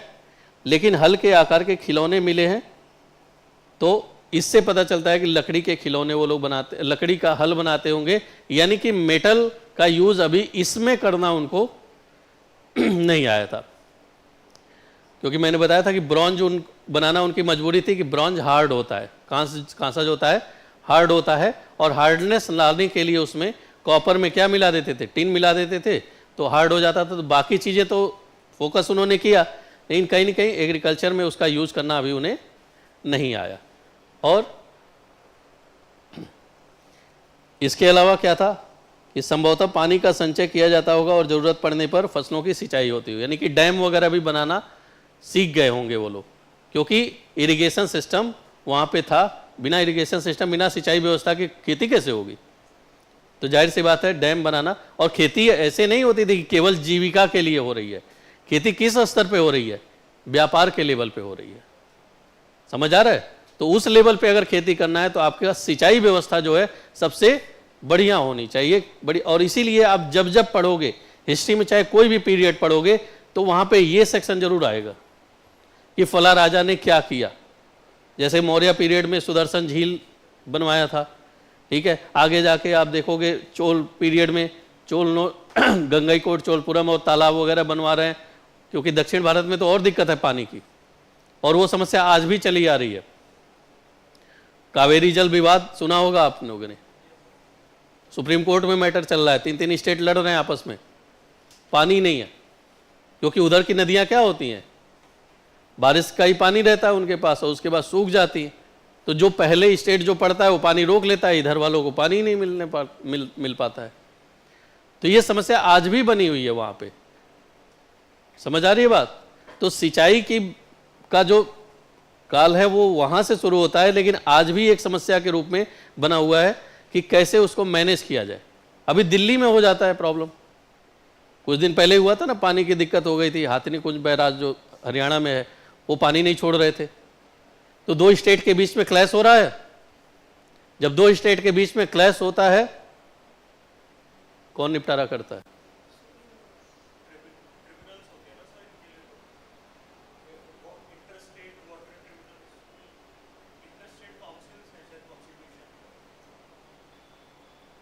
एक जवाब दे दीजिए, ट्रिब्यूनल है, काउंसिल है, कौन करता है? जब 2 स्टेट के बीच में विवाद होता है तो कौन सुलझाता है? सुप्रीम कोर्ट, ठीक है। ट्रिब्यूनल स्पेशल चीज़ों के लिए बनते हैं, उसके लिए बना है ट्रिब्यूनल, लेकिन सामान्यतः ऐसे पूछा जाए कि 2 स्टेट के बीच में विवाद हो रहा है तो कौन देखेगा? नहीं, सामान्य अवस्था में आपसे पूछा, हम विशेष तो पूछ नहीं रहे कि नदी वाला कौन देखेगा, समझ पा रहे हैं, जनरली पूछ रहे थे। तो वो तो ट्रिब्यूनल जब देखा जाता है कि दिक्कत है तो स्पेशली ट्रिब्यूनल किसी पर्टिकुलर उसके लिए बनाया जाता है। कौन से पार्ट में है ट्रिब्यूनल बनाने का? कॉन्स्टिट्यूशन के किस पार्ट में? 22 पार्ट्स हैं, किस पार्ट में? कॉन्स्टिट्यूशन के 22 पार्ट्स हैं, ये तो पता है ना, कौन से पार्ट में ट्रिब्यूनल है? चलिए कोई नहीं, देख के आइएगा, 14A है। हड़प्पा के लोग क्या करते थे? गाय, भैंस, भेड़ और बकरियां रखते थे, पालते थे। बस्तियों के आसपास तालाब और चरागाह होते थे, और ये आज भी गांव में देख सकते हो आप, आज भी गांव के आसपास तालाब आपको मिल जाएगा, और कुछ खाली ज़मीन मिल जाएगी जहाँ बच्चे क्रिकेट भी खेलते हैं अब, और वहाँ अब तो कोई पशु चराने वगैरह नहीं ले जाता है, लेकिन पहले लोग मास स्केल पे ले जाते थे, तो वो होता है। और क्लासिफिकेशन भी जब लैंड का किया जाता है, भूमि का जब वर्गीकरण किया जाता है, तो उसमें चरागाह भूमि को भी रखा जाता है, ठीक है। लेकिन सूखे महीनों में मवेशियों के झुंडों को चारा पानी की तलाश में दूर दूर तक ले जाया जाता था। तो जब यहाँ पे बारिश कम होती है इस एरिया में, ठीक है, जो एरिया है इधर बारिश कम, अभी भी बारिश कम होती है उधर, तो दूर दूर तक लेके जाना पड़ता था इन लोगों को। और क्या इकट्ठा करते थे? वे बेर जैसे फलों को इकट्ठा करते थे, मछलियाँ पकड़ते थे और हिरन जैसे जानवरों का शिकार करते थे। तो अभी भी शिकार है एक पार्ट उनका, ठीक है, लेकिन ये मेन नहीं है। कोई ज़रूरी नहीं कि मैंने वो नहीं करेंगे तो खाने को नहीं मिलेगा, लेकिन चूंकि हंटिंग कब से चली आ रही है? पाषाण काल से, ठीक है, और तब से अभी भी पार्ट बना हुआ है। और अब धीरे धीरे प्रेजेंट टाइम में तो क्या हो गया, शौक बन गया था, ठीक है। जब बैन नहीं लगा था तब राजा लोग शौक से करते थे ना, कि मतलब बड़े बड़े लोग और वो लोग।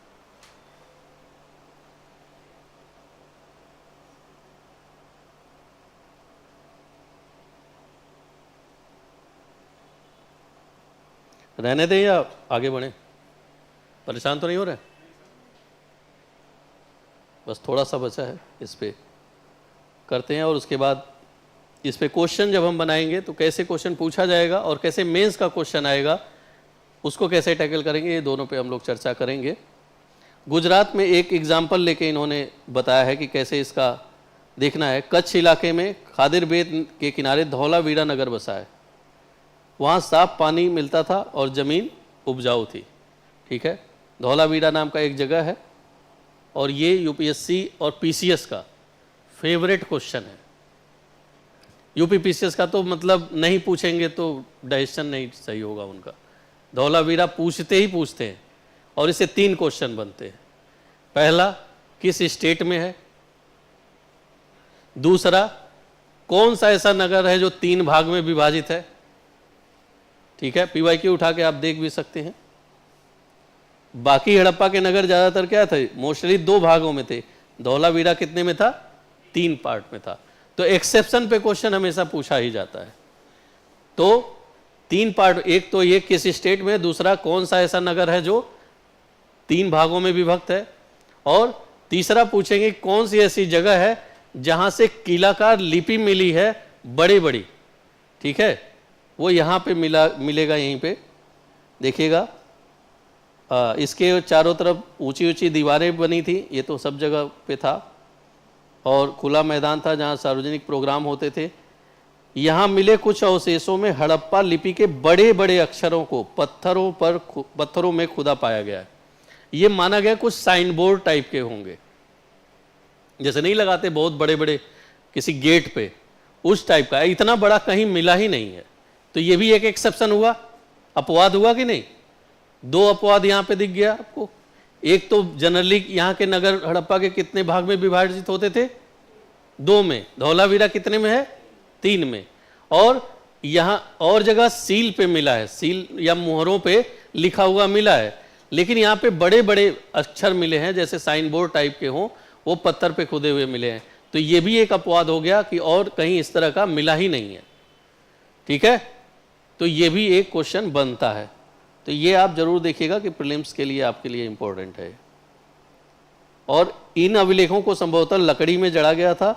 यह एक अनोखा अवशेष है, और यूपीएससी एनसीईआरटी अगर अनोखा लिख रही है तो विशेष बनी जाता है अपने आप में, क्योंकि आमतौर पर हड़प्पा के लेख मुहर जैसी छोटी वस्तुओं पे पाए जाते थे। ठीक है, लेकिन यही तो ये अपवाद है, इसलिए ये क्वेश्चन बनता रहता है। ठीक है, गुजरात की खंभात की खाड़ी में मिलने वाली साबरमती की एक उपनदी, बहुत पूछा हुआ क्वेश्चन है। इस पैराग्राफ से तो हमेशा क्वेश्चन आता ही आता है। साबरमती, यही पूछ देगा कि कौन सी नदी थी, तो इसमें नाम नहीं दिया है। उस नदी का नाम है भोगवा नदी। भोगवा,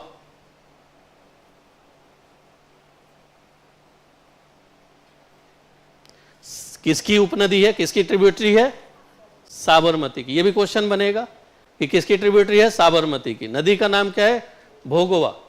ठीक है, बंदरगाह नगर कौन सा है इसका, लोथल। ठीक है, ये खूब क्वेश्चन आते हैं। लोथल, ऐसे नगर। अब सोचिए आपके प्रीलिम्स के क्वेश्चन कहां से आ रहे हैं, और ये यूपीएससी में भी पूछा हुआ है। पीवाईक्यू उठा के देखिएगा आप, 6th क्लास के एनसीईआरटी के इस पैराग्राफ से उठा के क्वेश्चन आ रहा है। प्रीलिम्स का क्वेश्चन देखते ही आप लोगों के देखना सबका पेन चलने लग रहा है। मतलब प्रीलिम्स बहुत इंपॉर्टेंट है क्या। बाकी पे बोलते हैं तो बोलना पड़ता है कि लिख लो, और प्रीलिम्स वो आते ही जैसे लग रहा है मतलब नहीं, प्रीलिम्स पास करने में कुछ मेडल वेडल मिलता है, हमको तो मिला नहीं आज तक। 17-18 से तो ऊपर हो किए ही होंगे हम सब मिला के।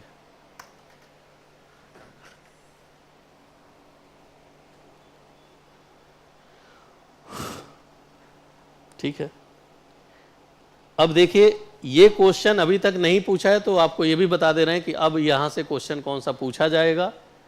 लोथल बंदरगाह था, ये तो पूछा गया है। बंदरगाह नगर कौन सा है, लोथल। लेकिन मिलता क्या था यहां पे, ये नहीं पूछा गया है। कीमती पत्थर जैसा कच्चा माल आसानी से मिल जाता था। अभी यूपीएससी यहीं तक पहुंची है, और पीसीएस यहीं तक, ये जो दिखा रहे हैं हम, यानी कि लोथल तक। अब इसके आगे वो यहीं से फिर क्वेश्चन उठाएगी। ठीक है, कि जहां कीमती पत्थर जैसे कच्चा माल आसानी से मिलता था, और यह पत्थरों, शंखों और धातुओं के से बनाई गई चीजों का एक महत्वपूर्ण केंद्र था। ये भी नहीं पूछा गया है अभी। तो ये आपके आने वाले प्रीलिम्स में क्वेश्चन है, नोट कर लीजिए भाई, प्रीलिम्स बोल दिया हमने, ये आने वाले क्वेश्चन है जो आएंगे। इस नगर में एक भंडार गृह भी था, ये भी क्वेश्चन बनेगा। क्योंकि जनरली लोग इस पे गलती करेंगे, कहां पे लगाएंगे? मोहनजोदाड़ो, है ना, वहां स्नानागार था, उसके किनारे किनारे घर बने थे, और कई जगह उन घरों में स्टोरेज की भी अनाज भी मिले हैं, तो लोगों को लगेगा मोहनजोदाड़ो में ही था। लेकिन ट्विस्ट क्या कर देगा, क्वेश्चन घुमा देगा, आंसर क्या होगा? लोथल। ठीक है, समझ आ रही है बात? तो वहां पे ध्यान रखिएगा इस चीज को। इस भंडार गृह से कई मोहरें और मुद्रांकन या मुहरबंदी, मुहरबंदी मतलब होता है सील लगाना। पहले क्या करते थे, मिट्टी लेते थे, गीली मिट्टी को लपेट के उस पर सील लगा देते थे। हाँ, कुछ कह रहे थे? अच्छा। लोथल का बंदरगाह दिखाया भी गया है आपको, इमेज बन जाएगा आपके दिमाग में वहां पे। यह बड़ा तालाब लोथल का बंदरगाह रहा होगा। यहाँ समुद्र के आने वाली नावें रुकती थी, संभवतः यहाँ पर माल चढ़ाया उतारा जाता था। गोदीवाड़ा भी बोलते हैं इसको, ठीक है, पोर्ट जिसको बोलते हैं, पोर्ट इंग्लिश में बोलते हैं, या गोदीवाड़ा इंग्लिश हिंदी में बोलते हैं। तो गोदीवाड़ा शब्द भी आ जाए तो यही इसी के लिए है। यहाँ पे क्या होता था, जो बड़ी जहाज होते हैं वो बहुत किनारे तक नहीं आ पाते हैं, क्योंकि गहराई नहीं होती है। समुद्र ऐसे होता है ना, पता है कि नहीं, समुद्र ऐसे होता है, ऐसे इस तरह से जाता है, तो यहाँ तक तो आ जाते हैं। अब यहाँ से यहाँ कैसे आए वो लोग? ठीक है, तो यहाँ से छोटी छोटी नावों पर भर करके और ले आया जाता है, और फिर यहाँ से जो मजदूर होते हैं उसको उठा के ले जाते हैं, ट्रक वगैरह में भर लिया जाता है। ठीक है, तो यहाँ पे इसीलिए ये बनाया गया था कि इसको इकट्ठा कर लिया जाए, यहाँ पे नावें छोटी छोटी आ सकें, और यहाँ से फिर जगह जगह माल पहुँचाया जा सके। यहाँ एक इमारत भी मिली है जहाँ संभवतः मनके बनाने का काम होता था, और मन का मैंने बताया था उस दिन कि क्यों इम्पोर्टेंट है। ठीक है, क्यों इसका जिक्र बार बार हो रहा है। लास्ट क्लास अगर आप नहीं किए हैं तो आप वीडियो देख लीजिएगा, इस पे हम अभी रुकेंगे नहीं, क्योंकि ये बहुत कुछ बताता था, उस पर हम लोगों ने काफ़ी देर चर्चा की थी। पत्थर के टुकड़े, अधबने मनके बनाने वाले उपकरण और तैयार मनके, यानी कि मनके बनाने के इंस्ट्रूमेंट जो थे, मशीनरी भी मिली है, इसका जो बना हुआ वो भी मिला है, और पत्थर के टुकड़े जिससे बनाए जाते थे वो भी मिला हुआ है यहाँ पे। यानी कि एक पूरा यहाँ कारखाना समझ लो एक मिल गया है, जो कि पूरा लोथल में काम होता था इसका। तो यहाँ पे केवल इंपोर्ट और एक्सपोर्ट ही नहीं हो रहा है, यहाँ पे मैन्युफैक्चरिंग भी हो रहा है। ठीक है, तो याद रखिएगा कि इसका क्वेश्चन बन सकते हैं यहाँ से। सील बताया गया है, सील आजकल जानते होंगे आप लोग, अगर आप लोग इनकम टैक्स डिपार्टमेंट में जाओगे तो ये काम करोगे भी। किसी की भी दुकान पे क्या कर दोगे, सील लगा के चले आओगे, तो बेचारा दौड़े, या तो वहीं पे बोल दोगे लगाएं कि दे रहे हो, तो कहेगा ठीक है कुछ बात कर लेते हैं। तो बड़ी पावर है आपके पास, लेकिन उस पावर तक पहुंचने के लिए मेहनत करना पड़ेगा। सपने देखना आसान है, सपनों को जीना बहुत मुश्किल होता है। सभ्यता के अंत का रहस्य, रहस्य क्यों यूज किया है, सीक्रेट क्यों यूज किया है? क्योंकि एग्जैक्ट नहीं पता है, अभी भी नहीं पता है। कई तरह की चीजें होती है, और कोई भी चीज के होने में, आपके सिलेक्शन के भी होने में कोई एक कारण नहीं होगा।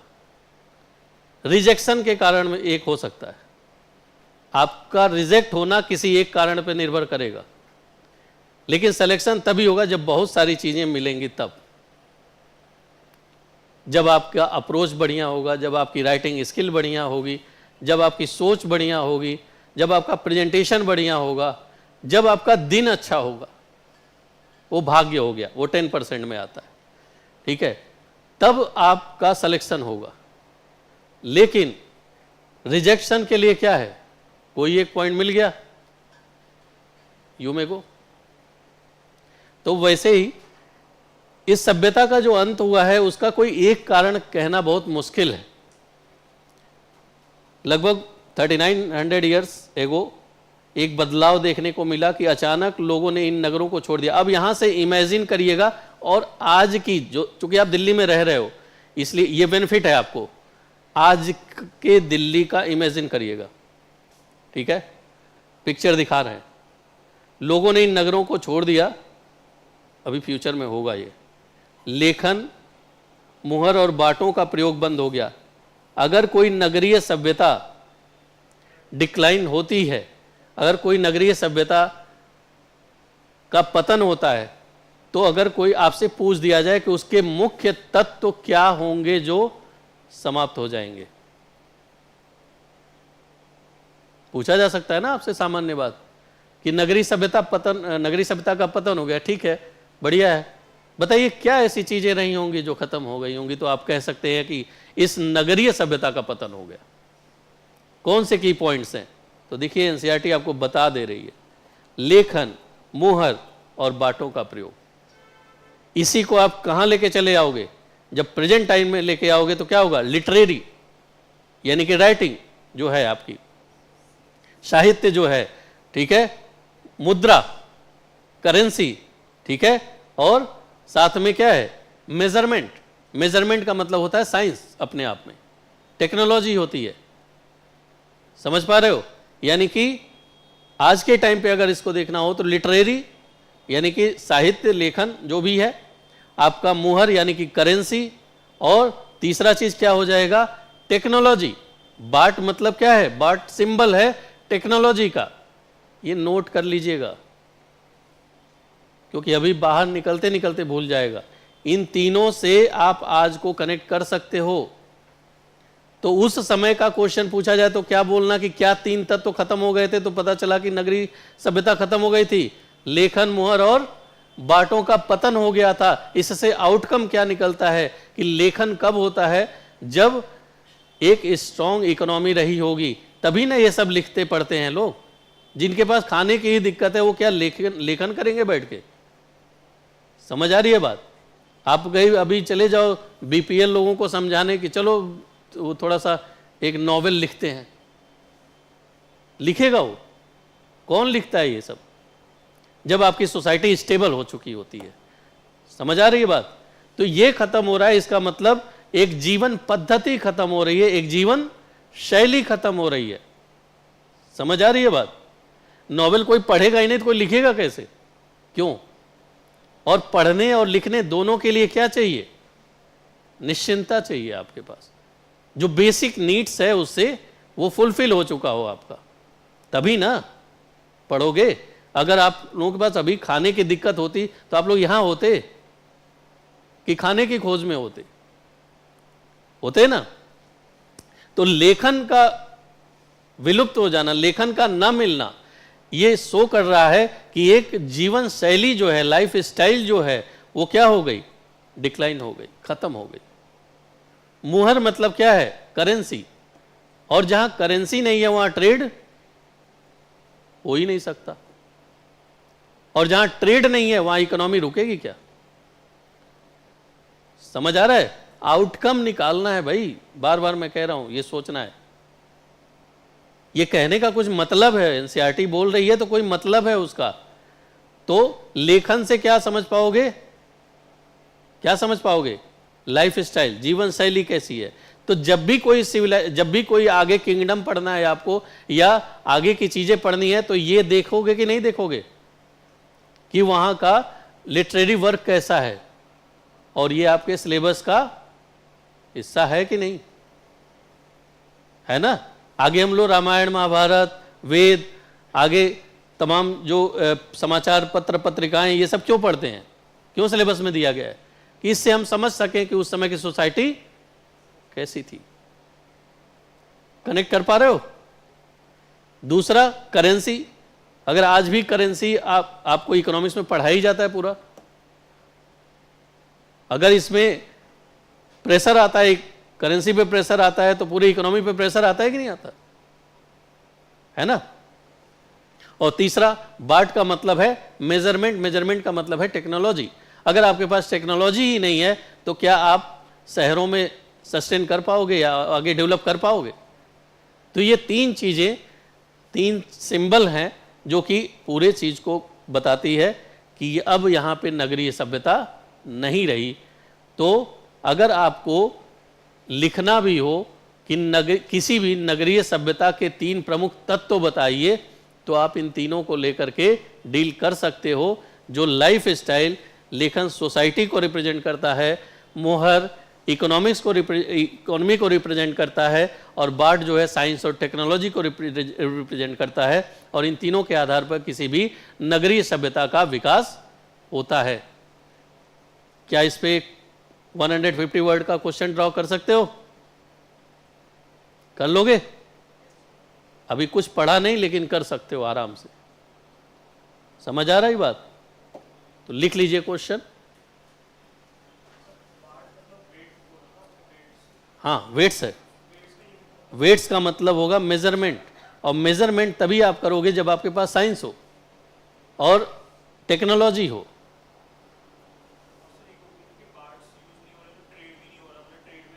हाँ बिल्कुल, वो तो करेंसी खत्म हुई तो वहीं से खत्म हो गया वो। लेकिन करेंसी वो दिया है, बार्ट क्यों दिया है? बार्ट का मतलब होता है आप उसका देखो, शेप देखो। शेप आप तभी बना सकते हो जब आपके पास टेक्नोलॉजी हो। वेट मेजरमेंट आप तभी कर सकते हो जब आपके पास साइंस हो, मैथमेटिक्स हो। जब बार्ट का डिस्ट्रीब्यूशन इक्वली तभी कर सकते हो जब आपका एडमिनिस्ट्रेशन स्ट्रांग हो, नहीं तो एक जगह दूसरा रहेगा, दूसरी जगह दूसरा हो जाएगा। समझ पा रहे हो?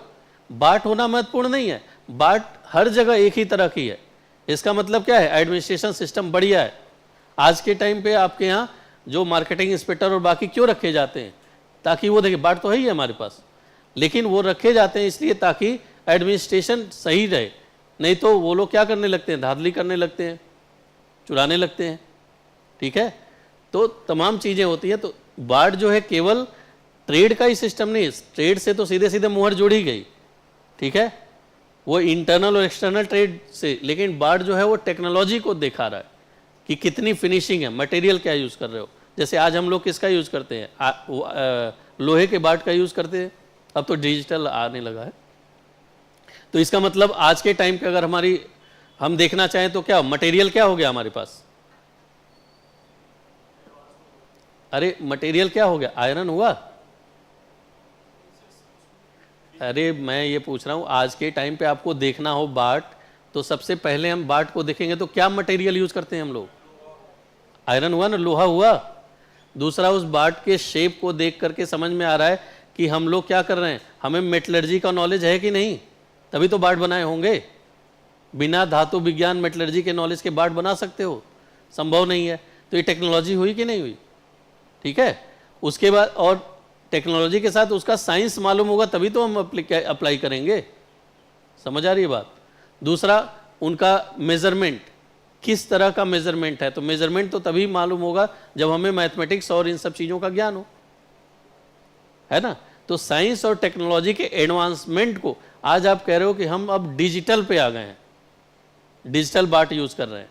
तो डिजिटल बार्ट यूज कर रहे हो, इसका मतलब क्या हुआ? आपके एडवांसमेंट, टेक्नोलॉजिकल एडवांसमेंट को ये शो कर रहा है। किसके एडवांसमेंट को शो कर रहा है?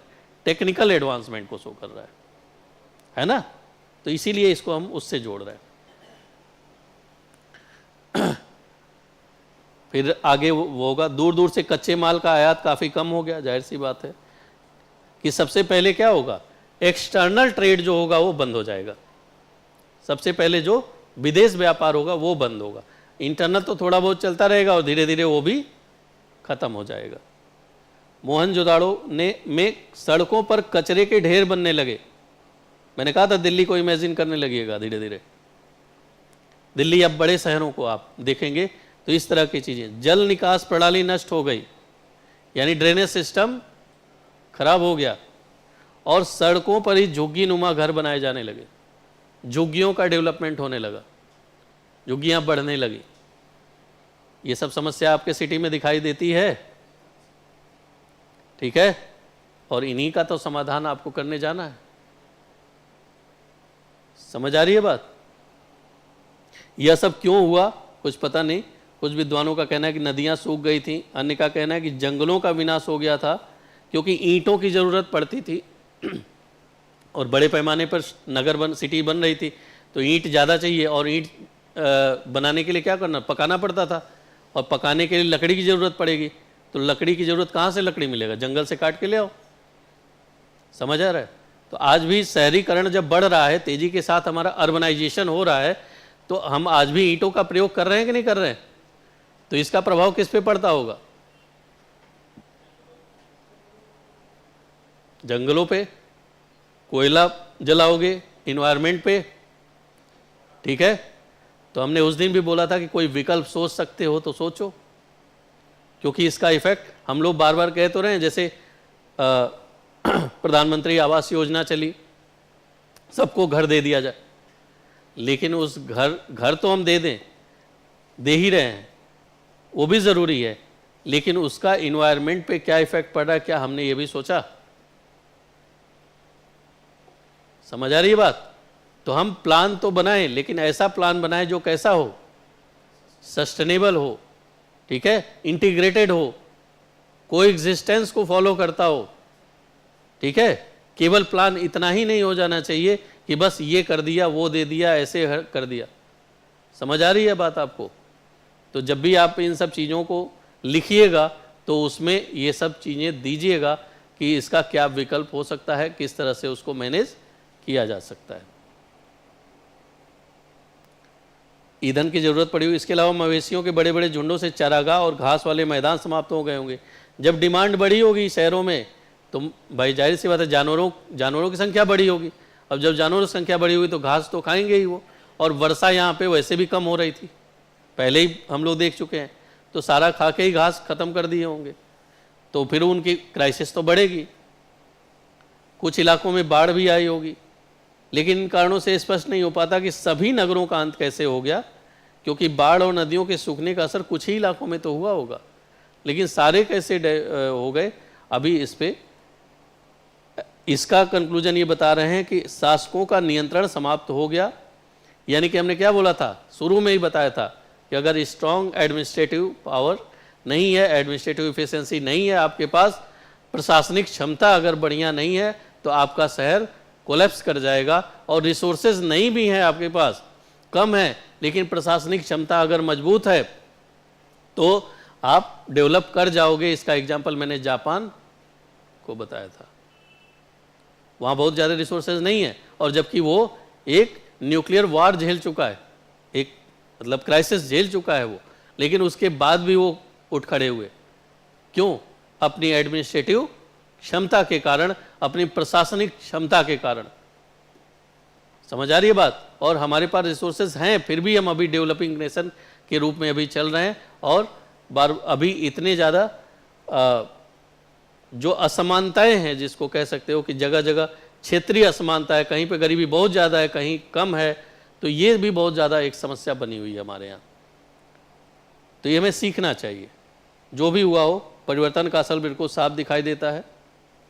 आधुनिक पाकिस्तान के सिंध और पंजाब की बस्तियाँ उजड़ गई थी, लोग पूर्व और दक्षिण के इलाकों में नई और छोटी बस्तियों में जाकर बस गए। अब क्या हुआ, धीरे धीरे अलग अलग जगहों पे जाके बसेंगे, कहीं तो जाना ही पड़ेगा। तो जब बसे तो वही आगे चल के धीरे धीरे बता रहा है कि इसके लगभग 1400 साल 1400 ईयर्स लग गए फिर से नगर बनने में। तो किसी भी चीज़ का विकास और पतन में समय तो लगता ही है। तो कुछ आउटकम्स हम लोगों ने देखा, आप लोगों को कुछ समझ आया कि कैसे हम इससे निकालें चीज़ों को, किस तरह से? और अभी क्वेश्चन लेके आएंगे तो उससे और ज़्यादा क्लियर होगा आपका। बाकी मैंने क्वेश्चन दिया है, अगर आप लिखेंगे तो अच्छा है, नहीं लिखेंगे तो और बेहतर है, ठीक है। आपकी श्रद्धा है।